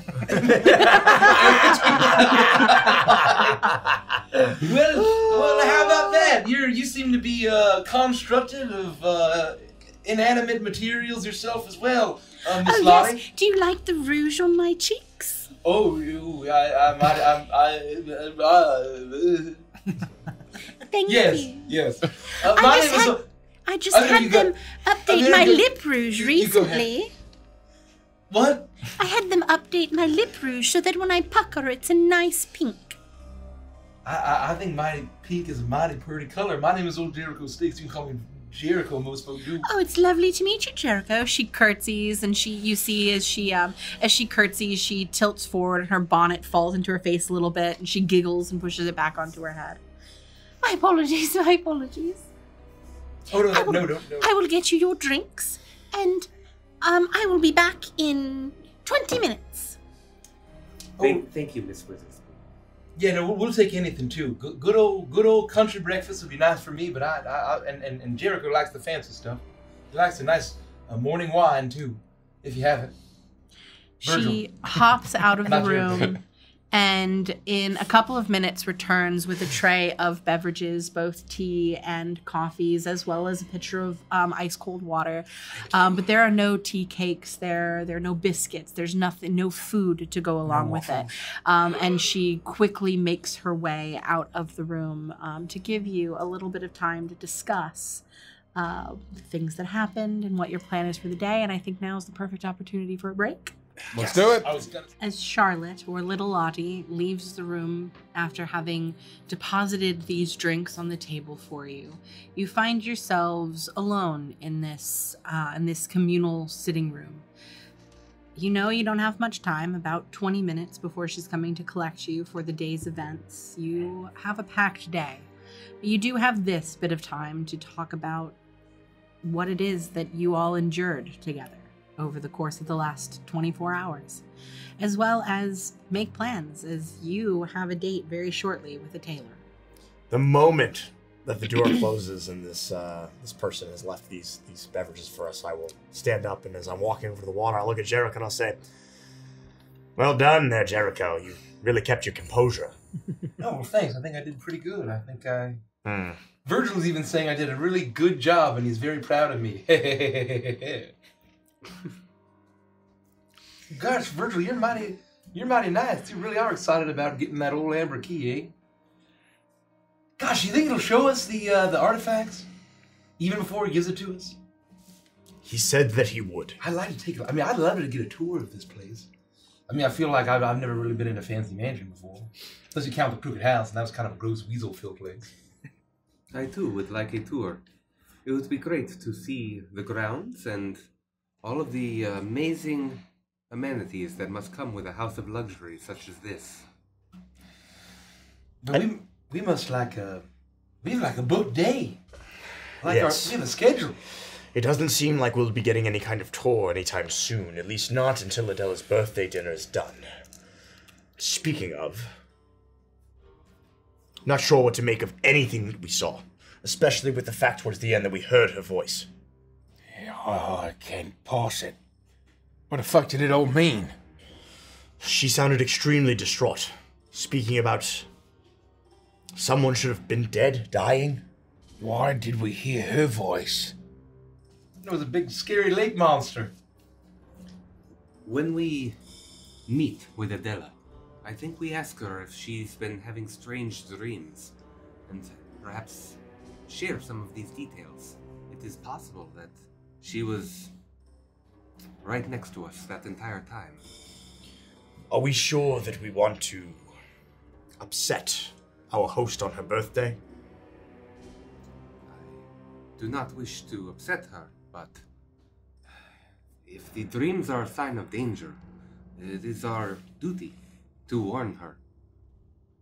That's fair.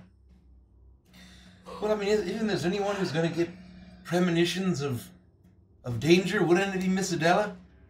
And all of her crazy powers that she has? I think she has powerful abilities of premonition and divination, but that does not mean that she cannot be surprised by danger. Certainly, she missed the threat that the Crooked House represented when we went there last. Oh no. That's a good point. What if all those dreams are like dreams from the future? What? What if all those dreams are like dreams from the future? No, I know what you said. You said what? No, I figured... No, I heard you. I hear you loud and clear because you project quite well. What do you mean? What do you mean, what do I mean? What if all that stuff that happened is gonna happen? What if the fucking Clay the Loon's gonna explode and the evil moon is gonna weep blood down upon us? And then we're going to end up in the jungle, and then we're going to get boiled alive, and then we're going to go where it's cold, and then we're going to see a giant woolly mammoth, and then we're going to get blinded, and then we're going to get drowned, and then we're going to get eaten. Did I miss one? Oh, and the whole jazz scene. Yeah. That jazz scene. That guy in the corner booth. The smoking man. It reminds me of the ways folks make deals where I'm from. That's how they encounter their patrons. Situations like that. Like in the corner of a jazz club when the lights are low and the music is lower. Just mysterious men and women that you never expect. The passions are high. Passions are hard, that's right. I should learn how to play a saxophone. I don't have any lungs. Oh, could old Virgil help you out? He, as a bird, he doesn't really have an embouchure for saxophone. You're not wrong. That's very funny. How do you speak without lungs? Yeah, it's all magic. I mean, it's I'm fueled by what their demon and whatever kind of soul magic is in the scarecrow body, and there's the hag magic, and who knows what kind of crazy concoctions that my best gal was put into this husk that I call a body. Have you tried playing a saxophone? Well, I suppose not. Well, the magic perhaps would produce the sound you are looking for in the same way that you can produce speech. Well, I'd mighty like to try to find a saxophone now as well. Well, I'm sure you would be able to get one by asking. This place has many luxuries. Well, I'll ask. I don't want to be too presumptuous, that's for sure. But I mean, none of that makes any sense. None of us has never been to an icy wasteland in the far north, and none of us have ever been to the jungle. Well, I guess you've been to the jungles, but no kind of snaky temples. None of us have ever. I never certainly drowned into the lake. I've been near a lake. I've been down an old fishing hole. I got thrown into a pond, but it weren't as big as that lake. Jericho's right. Something doesn't seem right about them being premonitions. Think of the series of events that would have to happen for us to experience all of those things. I mean, most of them were very clearly not where we are now. That means one of two things. Either we escape, and we leave this place, or it isn't literal. We also do not know all of Druskenwald. Is it not a large realm with many provinces? Is it possible that there is an icy wasteland somewhere within traveling distance from here? I suppose anything is possible at this rate. I admit that we only really know Fulsense and now this chateau. But then why Galtica? Right? I mean, we know for a fact. Well, maybe is there a city in Druskenwald that's very similar to Galtica? That would be quite the coincidence. But again, anything is possible. It was a little different. I thought that perhaps it was because there had been so much time between when I last saw it. But it is possible I made a mistake. Well, do you remember a club named the Cockatrice's Third Tail Feather or whatever it was? No, but there were many jazz clubs very similar. Maybe one that's going to open in the future. Well, I don't know. I feel like we had to have seen that for a reason, but I feel like if we asked Miss Adela on her birthday, we might ruin her whole day. We might be the rain on her wedding day, or that wine in her Chardonnay. What? What? You know, What? it's something that's very ironic. What wine? I mean, Chardonnay is a type of wine, as far as I know. Rain on your A wedding fly day? in her Chardonnay. Oh, Rain on your wedding day is ironic? Seems like it's just unfortunate. Yeah, well, I mean, I don't know. yeah. Do you know the definition of irony, Jerry? I mean, I heard it once. We'll teach you later. I heard it once. Anyways, I feel like it might sour her mood on her birthday, and I would feel mighty terrible about that. Awful. If we all feel that we should wait, then we can keep it to ourselves until after her birthday. Ooh, well, maybe we like subtly hint. Like, how you sleep, Miss Adela? Any good dreams lately? Any bad dreams lately? Even the first question coming from you is just creeptastic. And for what it's worth, I'm less concerned about hurting her feelings and more concerned about how she might react. I still don't entirely trust these people. It's fair. And they are quite powerful. They're mighty powerful. They got all the lords. The lords, too. They got a whole court of them. But, I mean, if they've got in trouble with witches and we're their only hope, then I feel like they owe us, right? They acknowledge that there is trouble with witches, with hags. But they have left us to take care of the problem.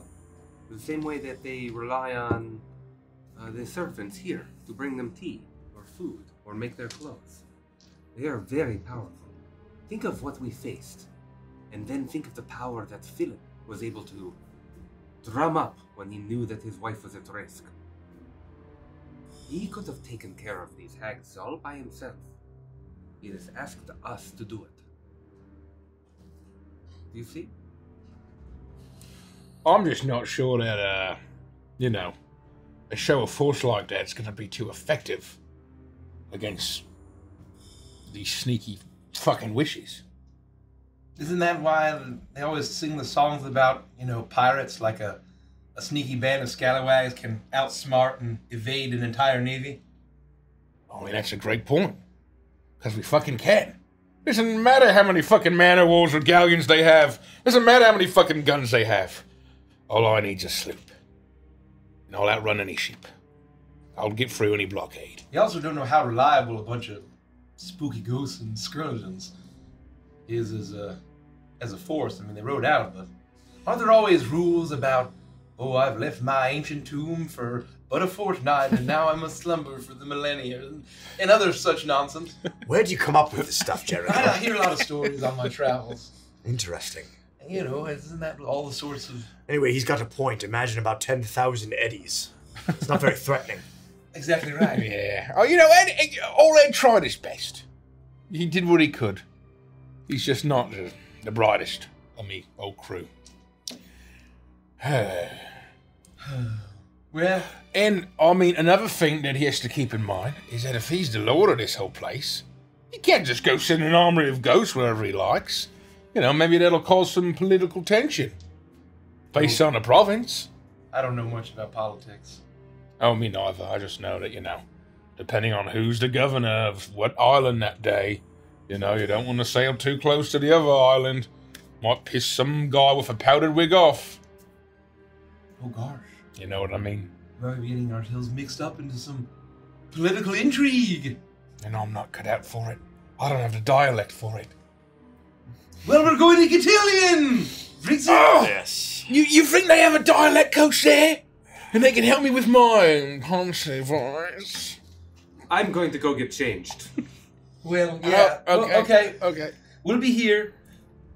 Virgil's always trying to help me with my dialect. He speaks all fancy like. I never just can pick it up. I don't know why you're so pleased about this whole situation with the dream, and you're so certain about your theories. You weren't even there. Anyways, what do we wear at a masquerade, by the way? I've been to the country ball, but that ain't no masquerade ball. And also, they chased me out with pitchforks and torches. I just wanted a bob for an apple in the old barn. Is that too much to ask? It's depressing. I just wanted a bob for an apple. Yes, this masquerade. I'm not sure what to make of this. Philip said that they were expecting company, correct? Lords and ladies of this place? Oh, I think, yeah, the implication was that, you know, they'd bring all the lords from all the provinces. That's why we think we might see little Cosette. I think Fantastic. It was Colette. Oh, Colette. She's been through quite a lot. I guess we all have certain ways. She'll get through. And we might see Miss Macduff, too, on account of Colette being her ward and such. I mean, in terms of what we wear, I've just heard that you pick a mask. Have either of you been to a masquerade? I'm coming back in, having changed into a nice dress, the morning dress that I intended to wear in the dream, with bag at my side. I have been to many similar such parties, yes. What should we wear? I mean, I don't really know. I've never been to a tailor. The tailor is not just there for the fitting. You can consult with the tailor on what it is that will be most appropriate given your features and appearance and taste. And do we have to pick a mask? Like what our mask is gonna look like? I imagine that you will have some input. They might grant us a mask, given that we are honored guests. But if we have the choice, then be thinking of what you would like to, similar to your voices and your pseudonyms. Think about who you would like to be at the masquerade. Oh. I could be anybody at the masquerade. I, for one, was thinking it might be a joke for me not to wear a mask at all, given my natural state. Well, but then no one, people who don't know that your whole thing won't. They'll be like, "What are you doing? Why are you here? This is a masquerade. And we're bringing down the vibe." It was a joke, Jerry. It seems context sensitive. That's a good one. It will be a pleasure to wear something a little different. I appreciated the joke. Thank you. Oh no, me too. I love a good joke. By the way, do you think Lottie liked me? Do you think she liked my jokes? She seems fine. Jokes? It's at this point that the door opens and Lottie bounces into the room. Are you ready? Oh. I suppose so. Yes. No, they are still wearing their pajamas. No, we're so ready. We already got changed. I run and I throw my powdered wig on. Yeah, we would have gotten changed. For sure. All right. It should only take us about 10 minutes to get through the halls and make our way to the tailor's quarters. There you won't have much time to consult with the tailor, but I'll wait outside and he'll assist you as best he can. And then it's time for tea with Adela. Aren't you excited? So lucky. Yes, we're very lucky. I can't believe we got it's her birthday. What are the chances? Oh, well, you know, it happens once a year. Well, we're very grateful. We're very excited. You know, the birthday is a wonderful thing. Yes, it is, quite. Oh, all right. When's your birthday? I'm not sure. Me too. I think I have a date on my back. If you lift up my dress right here, you might be able to check. And she twists around and shows you a little area where there are a couple of buttons. No thanks. Oh, all right. Anyway, are you ready to go see the tailor? Yes, please. No, we do not wish to delay any longer. Please lead the way. She bounces forward, basically skipping as she makes her way through the hallways of Chateau Clair de Lune. Every hallway is illuminated beautifully. The light coming from all of these sconces glows with that beautiful, cozy orange light. And you make your way through hallway after hallway after hallway, some more elaborate than others. The entire time you see these beautiful paintings all along the ceilings. And you do eventually make your way towards a hallway that is a little less extravagant than the others. Each one of the doors has different symbols above it. One of them you see has what looks to be musical notes. Another one you see appears to have like a clay oven of some sort. Another has a large, has the image carved into the top of the door of a paintbrush and an easel. And it seems like each one of these rooms has to do with some sort of craft work of some kind. You eventually get towards the end where you see a doorway, and carved above it is a needle and thread and a spool. She opens the door and ushers you inside, and you see that this room is just haphazard with sewing notions and things all over the place. It is clearly a workspace and not a showroom. In the very center of the room, there is a large table that is just strewn with fabrics cut up in varying patterns and shapes and sizes. And at the very back, you see an incredibly small man His powdered wig is askew on his head. His glasses have slipped down his nose, and he's barely able to keep them on his face as he is cutting out different pieces of fabric and checking a list and making marks. He's sweating, and which seems strange to you because this is clearly another puppet. But you can see what appears to be sweat dripping down his face as he is working hastily over these things. He doesn't even seem to notice that you're here as she ushers you in and then shuts the door and completely leaves you in there without even an introduction. Excuse me. Hello? Yes! You know what's coming. Hello! Oh, dear God. I cast Inflict Wounds at 3rd level on the old man. And I smite him. He just dies. He just falls red. I'm kidding. What are we going to do with the body, Maria? What? We don't have much time. We don't have much time to ask. Briggsy. Jericho, begin to dig. Briggsy, eat it. Oh, he's Hide not him. even flesh! Hide him in It your... was made of like wooden Hide shit. him in Power your through massive the belly. splinters. Power through. And in that moment, you consume this tailor. There's absolutely a world where Marius and Lethica will be able to bully Jericho and Briggsy into doing everything. Oh, yeah, absolutely. We need to leave right now. Let's go. No one can see us. We plan a breakout of Chateau. Just kidding. Just kidding. You say this, and you hear, Yes!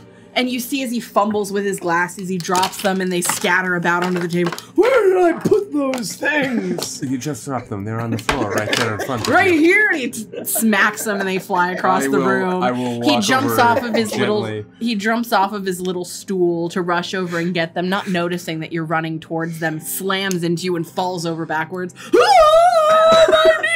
He's a wooden man. Does he really need glasses? That's a very good point. Do you really need glasses, old man? I can't see what I'm doing without them. Well, I will fetch them for you. I see Okay, them. I'll just lay here and mend my wounds. Just lay there and mend your wounds. Ow! Gosh, mister, are you Oh, okay? thank you. Thank you. Oh my gosh, what is wrong with your face? I am wearing a mask. Why? Because it is a long story. I'm a priestess. It is part of my dogma. Oh. Okay, amen. Uh-huh. What is your name? Oh, yeah, Henri. It's spelled like Henry, but you don't pronounce the H. Oh. I thought you said hungry for a moment. Nope. I heard Henri something Thimble. much worse. Henri. It's spelled like thimble. Henri. I'm going to write this down. Kill my throat. Mr. Ordinary, sir. My name's Jericho Sticks, but you can call me Jericho, most folks do. Okay.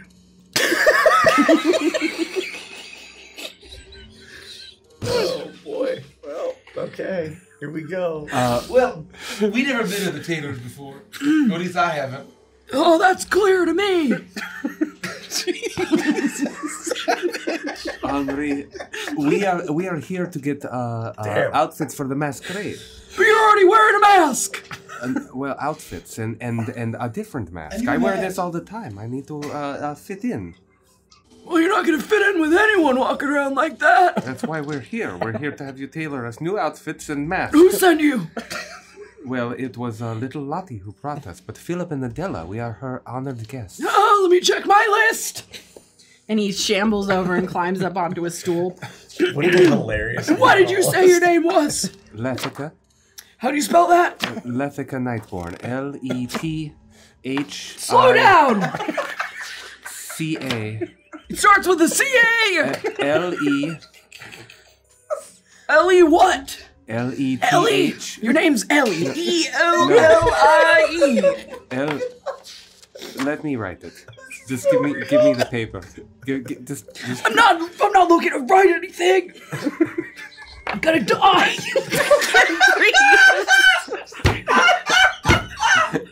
I propose that we kill Henri. I smite him. Can you make it look like a heart attack? Absolutely. Allow me to get my dick notes. Ellie. What did you say your last name was again? Nightborn. Why? Why did I say that, or why is that my last name? Why is that your last name? Oh, well, it was given Were to you me. born at night? No, it is a... I was born at night, just not this night. What a Giga Chad. He's just absolutely savaging the shit out of us, refuses to elaborate, and now he's gonna leave.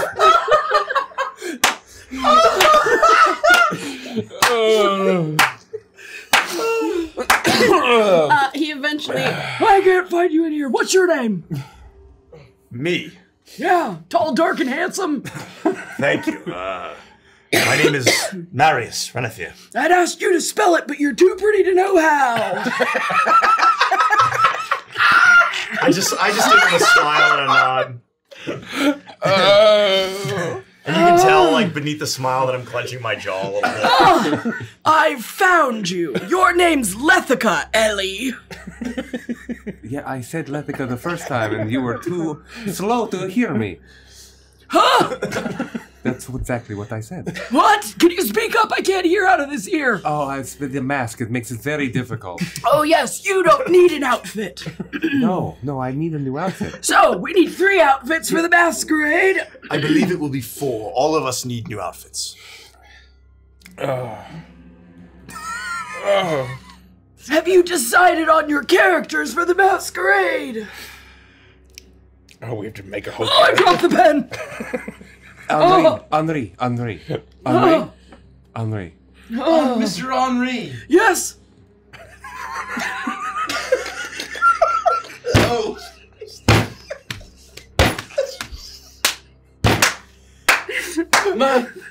My name is Old Jericho Sticks. Am I on the list?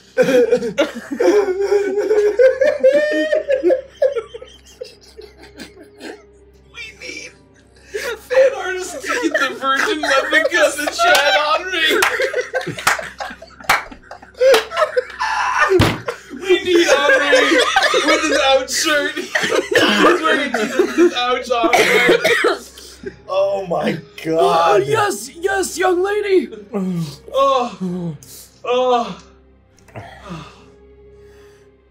What? Yes, young lady. Oh, am I on the list?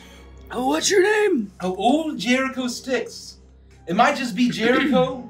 Yes, they misspelled old. Oh, So I'll fix that here in the ledger. Yes, O-L apostrophe, technically. Nope. Alters the name. And you are. Oh, no, don't do me. No. I'm feeling very sensitive today. So you don't want an outfit? Oh, no, I do. You smell horrible. Can you take 10 steps back, please? Yes. Oh, no, that was coming. If there's some sort of a cleaning fee when we're done, we'll be sure to make sure we make amends. Thank you very much. And so you are. I'm Briggsy. I'm sorry about the smell. Your apologies won't get it out of the upholstery. If you have some spare lavender that we can just stick in his crevices, it might help. There are baths 3 wings down. It doesn't help. Nope, I would be able to smell you from there anyway. Did you decide on your masks? I was going to ask, what is the theme of this party? You said, Jericho, Briggsy, Marius. you said characters. What kind of characters do you mean? I'm sorry, I can't hear you mumbling from behind that mask you're wearing. Oh, goodness. Are you feeling ill? You're mumbling. What's the theme of this masquerade? People from all over Druskenwald are coming in whatever they like. It's a grand costume party. Oh, costumes. Yes, your outfit should match the mask you wear, and it can be really anything that you like. You should obviously be a jack-o'-lantern, because there's no way I'm gonna make something for that body. Those legs are so thin. Well, I mean, I don't really have a choice. I can't work them sport or perseverance. It's kind of how I was made. Virgil, why are you laughing? Why do you like this fella? Marius, why don't you go? Well, I'm happy to go, but I also would like to know what the theme is, if there is one, and... Your theme can be whatever you want it to be. Oh, by the gods. Well... Did you not come to this scheduled meeting prepared? To be quite frank with you, no. I'm about to sneeze! I take a step back. Please do.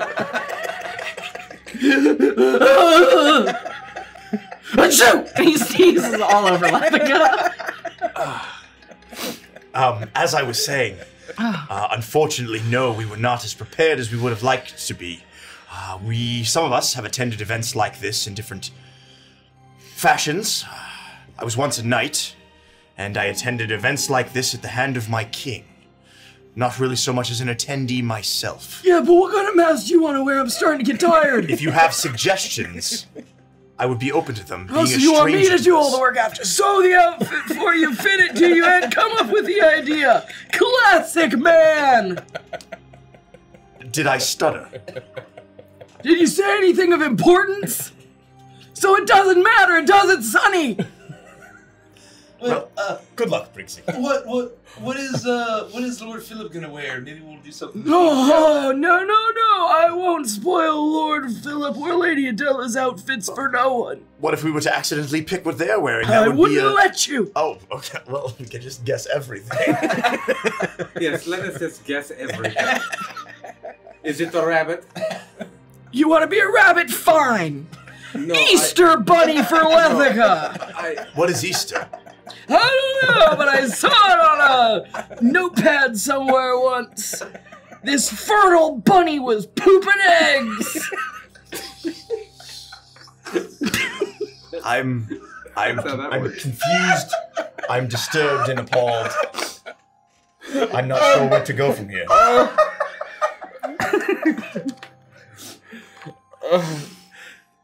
Does anyone else have any ideas? I got Lethica's outfit down. No, please.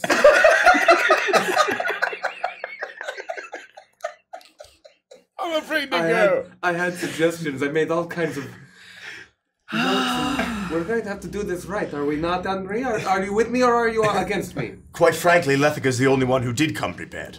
I'll be if you already made the Easter bunny. I'll take it. I haven't made anything yet. Oh well.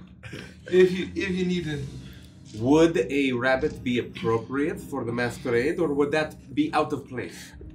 I don't care what you wear as long as it's a costume of some kind. What if we were all crustacean-themed mobsters? That's the stupidest idea I've ever heard. What are you gonna be, a lobster monster? Ridiculous! No, I think that's mighty nice. Are you implying that you don't have the skill to make a lobster masquerade outfit? Of course I could, but I'd never put my name on that shite. Oh. So, no crustacean-themed lobster costumes for any of us? Is that all you've got? I guess I could be a woolly mammoth. I'll put you down for the lobster. And that's negotiating, folks. Oh, man. I am truly at a loss for words. Right. Be careful what you say next. Do you want to be end up being masked by it? Do you want to be a jack-o'-lantern or a pumpkin? Well, I feel like that's. Or did you have some other idea? Well, I feel like that's. Have you thought at all about what you were gonna do?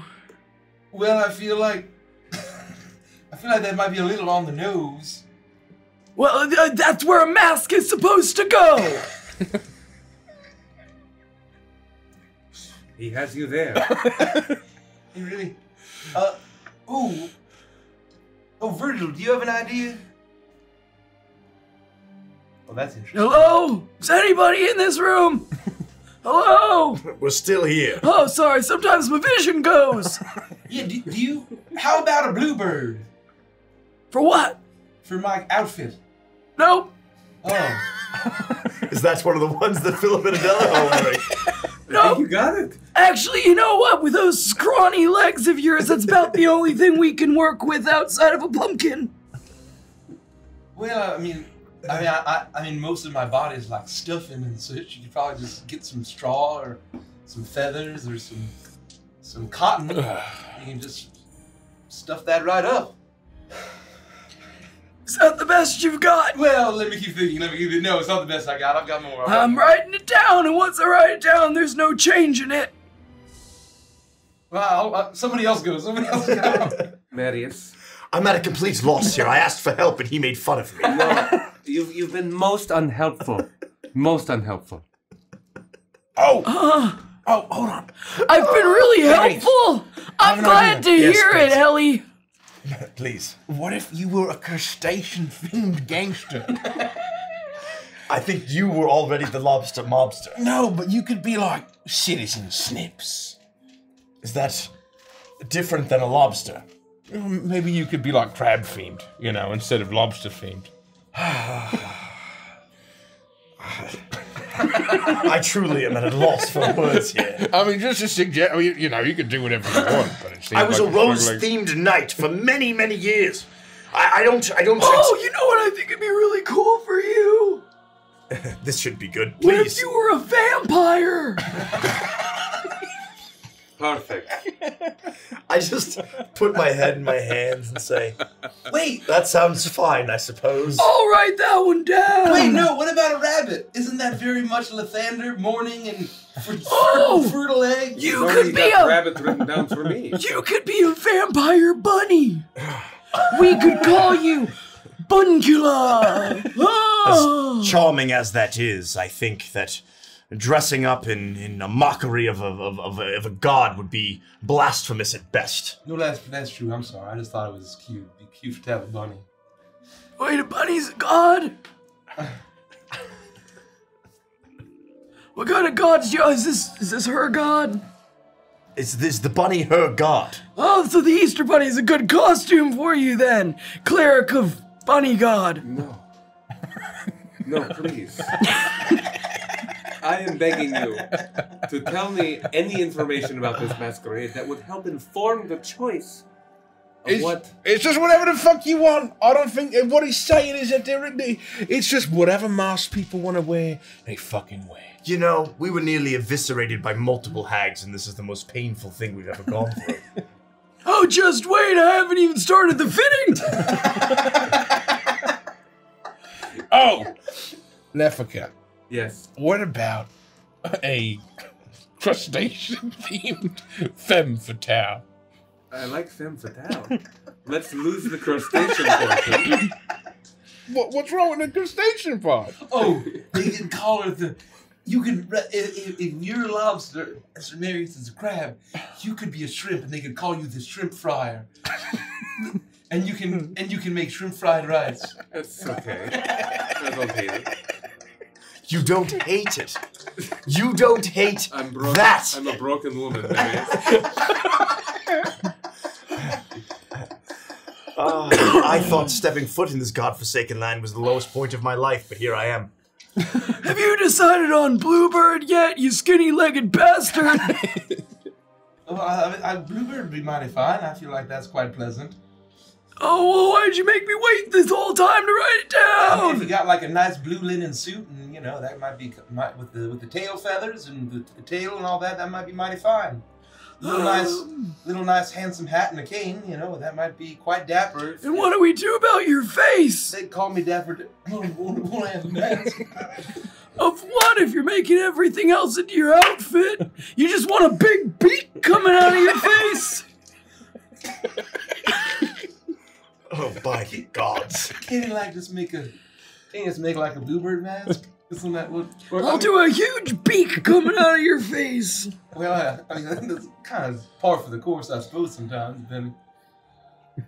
All right, so we've got a bluebird, got a lobster mobster. You've got the best costume, vampire. The irony is palpable. And I will entertain the idea of something else for you, young lady, since you called me so helpful earlier. You are very helpful, Henri. Yes, I know! I would never speak poorly of you. You are clearly the most talented tailor in all of Druskenwald. I know! I'm gonna cast Charm Person. Okay. Oh, my dice fell everywhere. no. That's alright, I'll get it later. Where'd I get all of these dice? I dropped my pen! Oh my god. Thank you. You can take a look at my roll if you'd like to. What's your DC? 16. I rolled a natural 19. Shucks. Henri. Does he know that you're trying to charm him? I would imagine that me like attempting to take his hands, like there'd be like a darkening. There'd be a feeling of magic. Henri. Are you trying to cast a spell on me or do I have to use the bathroom? I am just trying to make sure that I look my best at the mask. Well, you think because you're wearing a mask you can get me to do whatever you want? It works on magic. You hoodlum! What about a moth for my mask? Huh? A moth. I like that idea. I could, Hold on, let me think of something. What if I made you a moth? Henri, that is inspired. I know.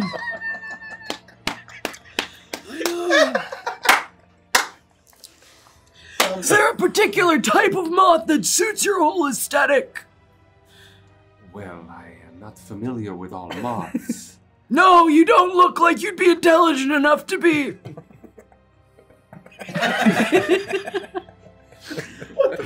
Why don't you surprise Miss Lethica with the most beautiful moth in the land? On account of that's who Miss Lethica is. Are there moths that are native? If they have, I know pastel colors are usually what's traditional at a party such as... I have irritable bowel syndrome. I think it's the big one. I think he's about to go down. Oh, he's having an accident. It smells like sawdust. Oh yeah, the carpenter's right next door. I wish I was dead. No, but I've had a eureka moment. Yes. A Luna moth. Yes. A Luna moth. Exactly right.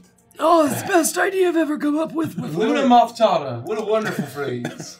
Silks, satin, velvet. Cotton. The cheapest I can find.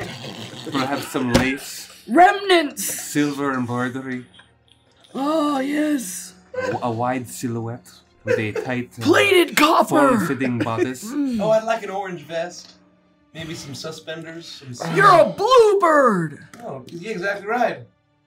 That orange ain't blue, dum-dum. No, they have plumage of purple. I mean, not purple.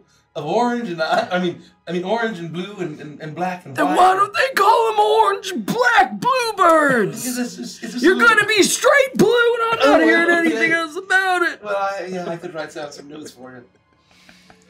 All right, well, I have to get to work, so you all stand perfectly still, make one move, and I'll kill you. Hold on.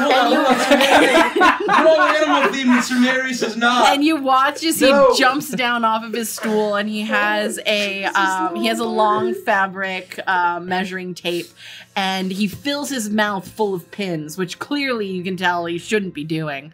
One trip and he's done. But he immediately takes a bolt of white fabric off of one of the shelves, and he starts wrapping you in fabric and pinning you up, taking measurements, writing things down, snipping things here and there. And all in all, it takes about an hour. Occasionally, he intentionally pokes you with one of the needles to draw blood every time you move, making snarky remarks and things as this event unfurls. Please do not pinch my ass again. Please stand still so I don't have to keep looking at your ass. And he quickly jumps behind the counter with everything he needs. He rolls it out on the table. Okay, well, we've got one Easter Bunny lobster, the mobster for Kermie LaCrew.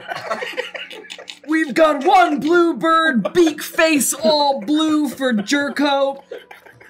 We have vampire for this dapper human lad here who's quite nice and has Yes, my youth. Does it have to be for Dracula von McAdams? No, it's for Morbius.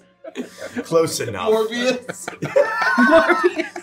It's Morven time. It's for Morbius.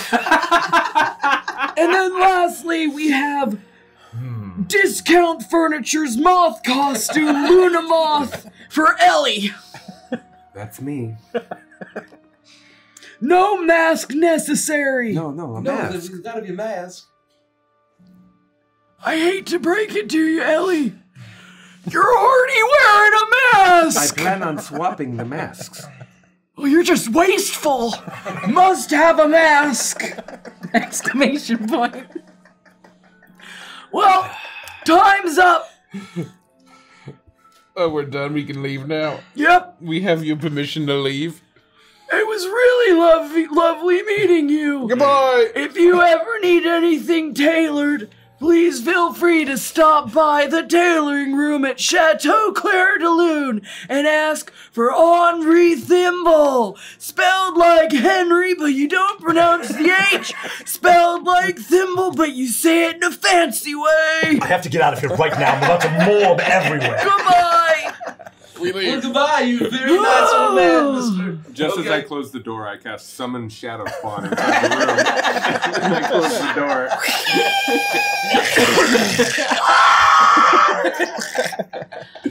Waiting outside the room is very clearly little Lottie. She seems incredibly excited to see all of you as she skips around in a circle on the floor. Oh, so it looks like you're all done and you're not bleeding profusely. You only have a few pokes here and there. Lottie, You've done out much better than most people, I take to Henri. You closed the door behind us. Oh, yes, I wasn't going to go in there. I understand why. Oh, yes, he hates me.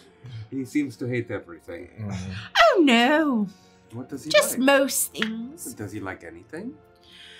Solitude. Money. What for, I'm not sure. Gosh.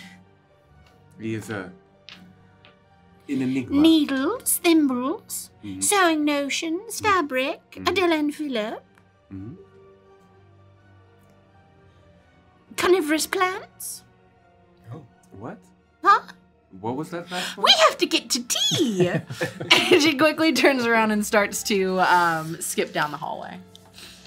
It does not take you long. Follow. It takes about 10 minutes or so to make your way through the corridors. Once again, they're getting grander and grander. As she eventually, she's chatting with you as you go through, and she eventually leads you towards what is called the garden room. And you find yourselves spilling out into a beautiful, almost conservatory-like room with a huge half-circular window, a windowed wall that looks out to the gardens proper.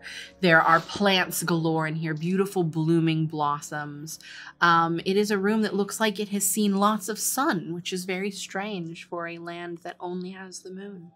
But these plants seem to be thriving here. There are plush seating areas all over. The walls are painted in pastoral frescoes. And sitting in the very center of the room is Adela Druskenbald. She is wearing a lovely dress of buttercup yellow. Her hair is pulled back and out of her face with a cute bow clip to one side with a couple of feathers that spill off of it in a pale, almost creamy color. Her makeup is much more demure. Her long planchette necklace that she always wears. She's playing with idly in one of her hands as she crosses one leg over the other, hums to herself a little bit as she sips her tea, barely even noticing that you've entered the room. But as she notices, she jumps up happily and claps to herself. Oh my gosh, you finally made it! I've been waiting here for like 5 whole minutes! I was so worried about you. Come, sit down, let's have tea. You must be famished. You slept for a full 24 hours. Thank you. Absolutely crazy. Thank you so much for having us. Oh, you look so tired. I see the blood pricks. Oh gosh, you must have been to see Henri. It's all right. It was fine. We made it through. He was a nice old man. Oh, isn't he just lovely? He's really just the best. Sometimes his eyesight's not the best, so he misses with his needles. But I don't mind. His words cut deep. Oh, his shears cut deep. I know he's the best tailor in all of Druskenwald. Briggsy has a single tear.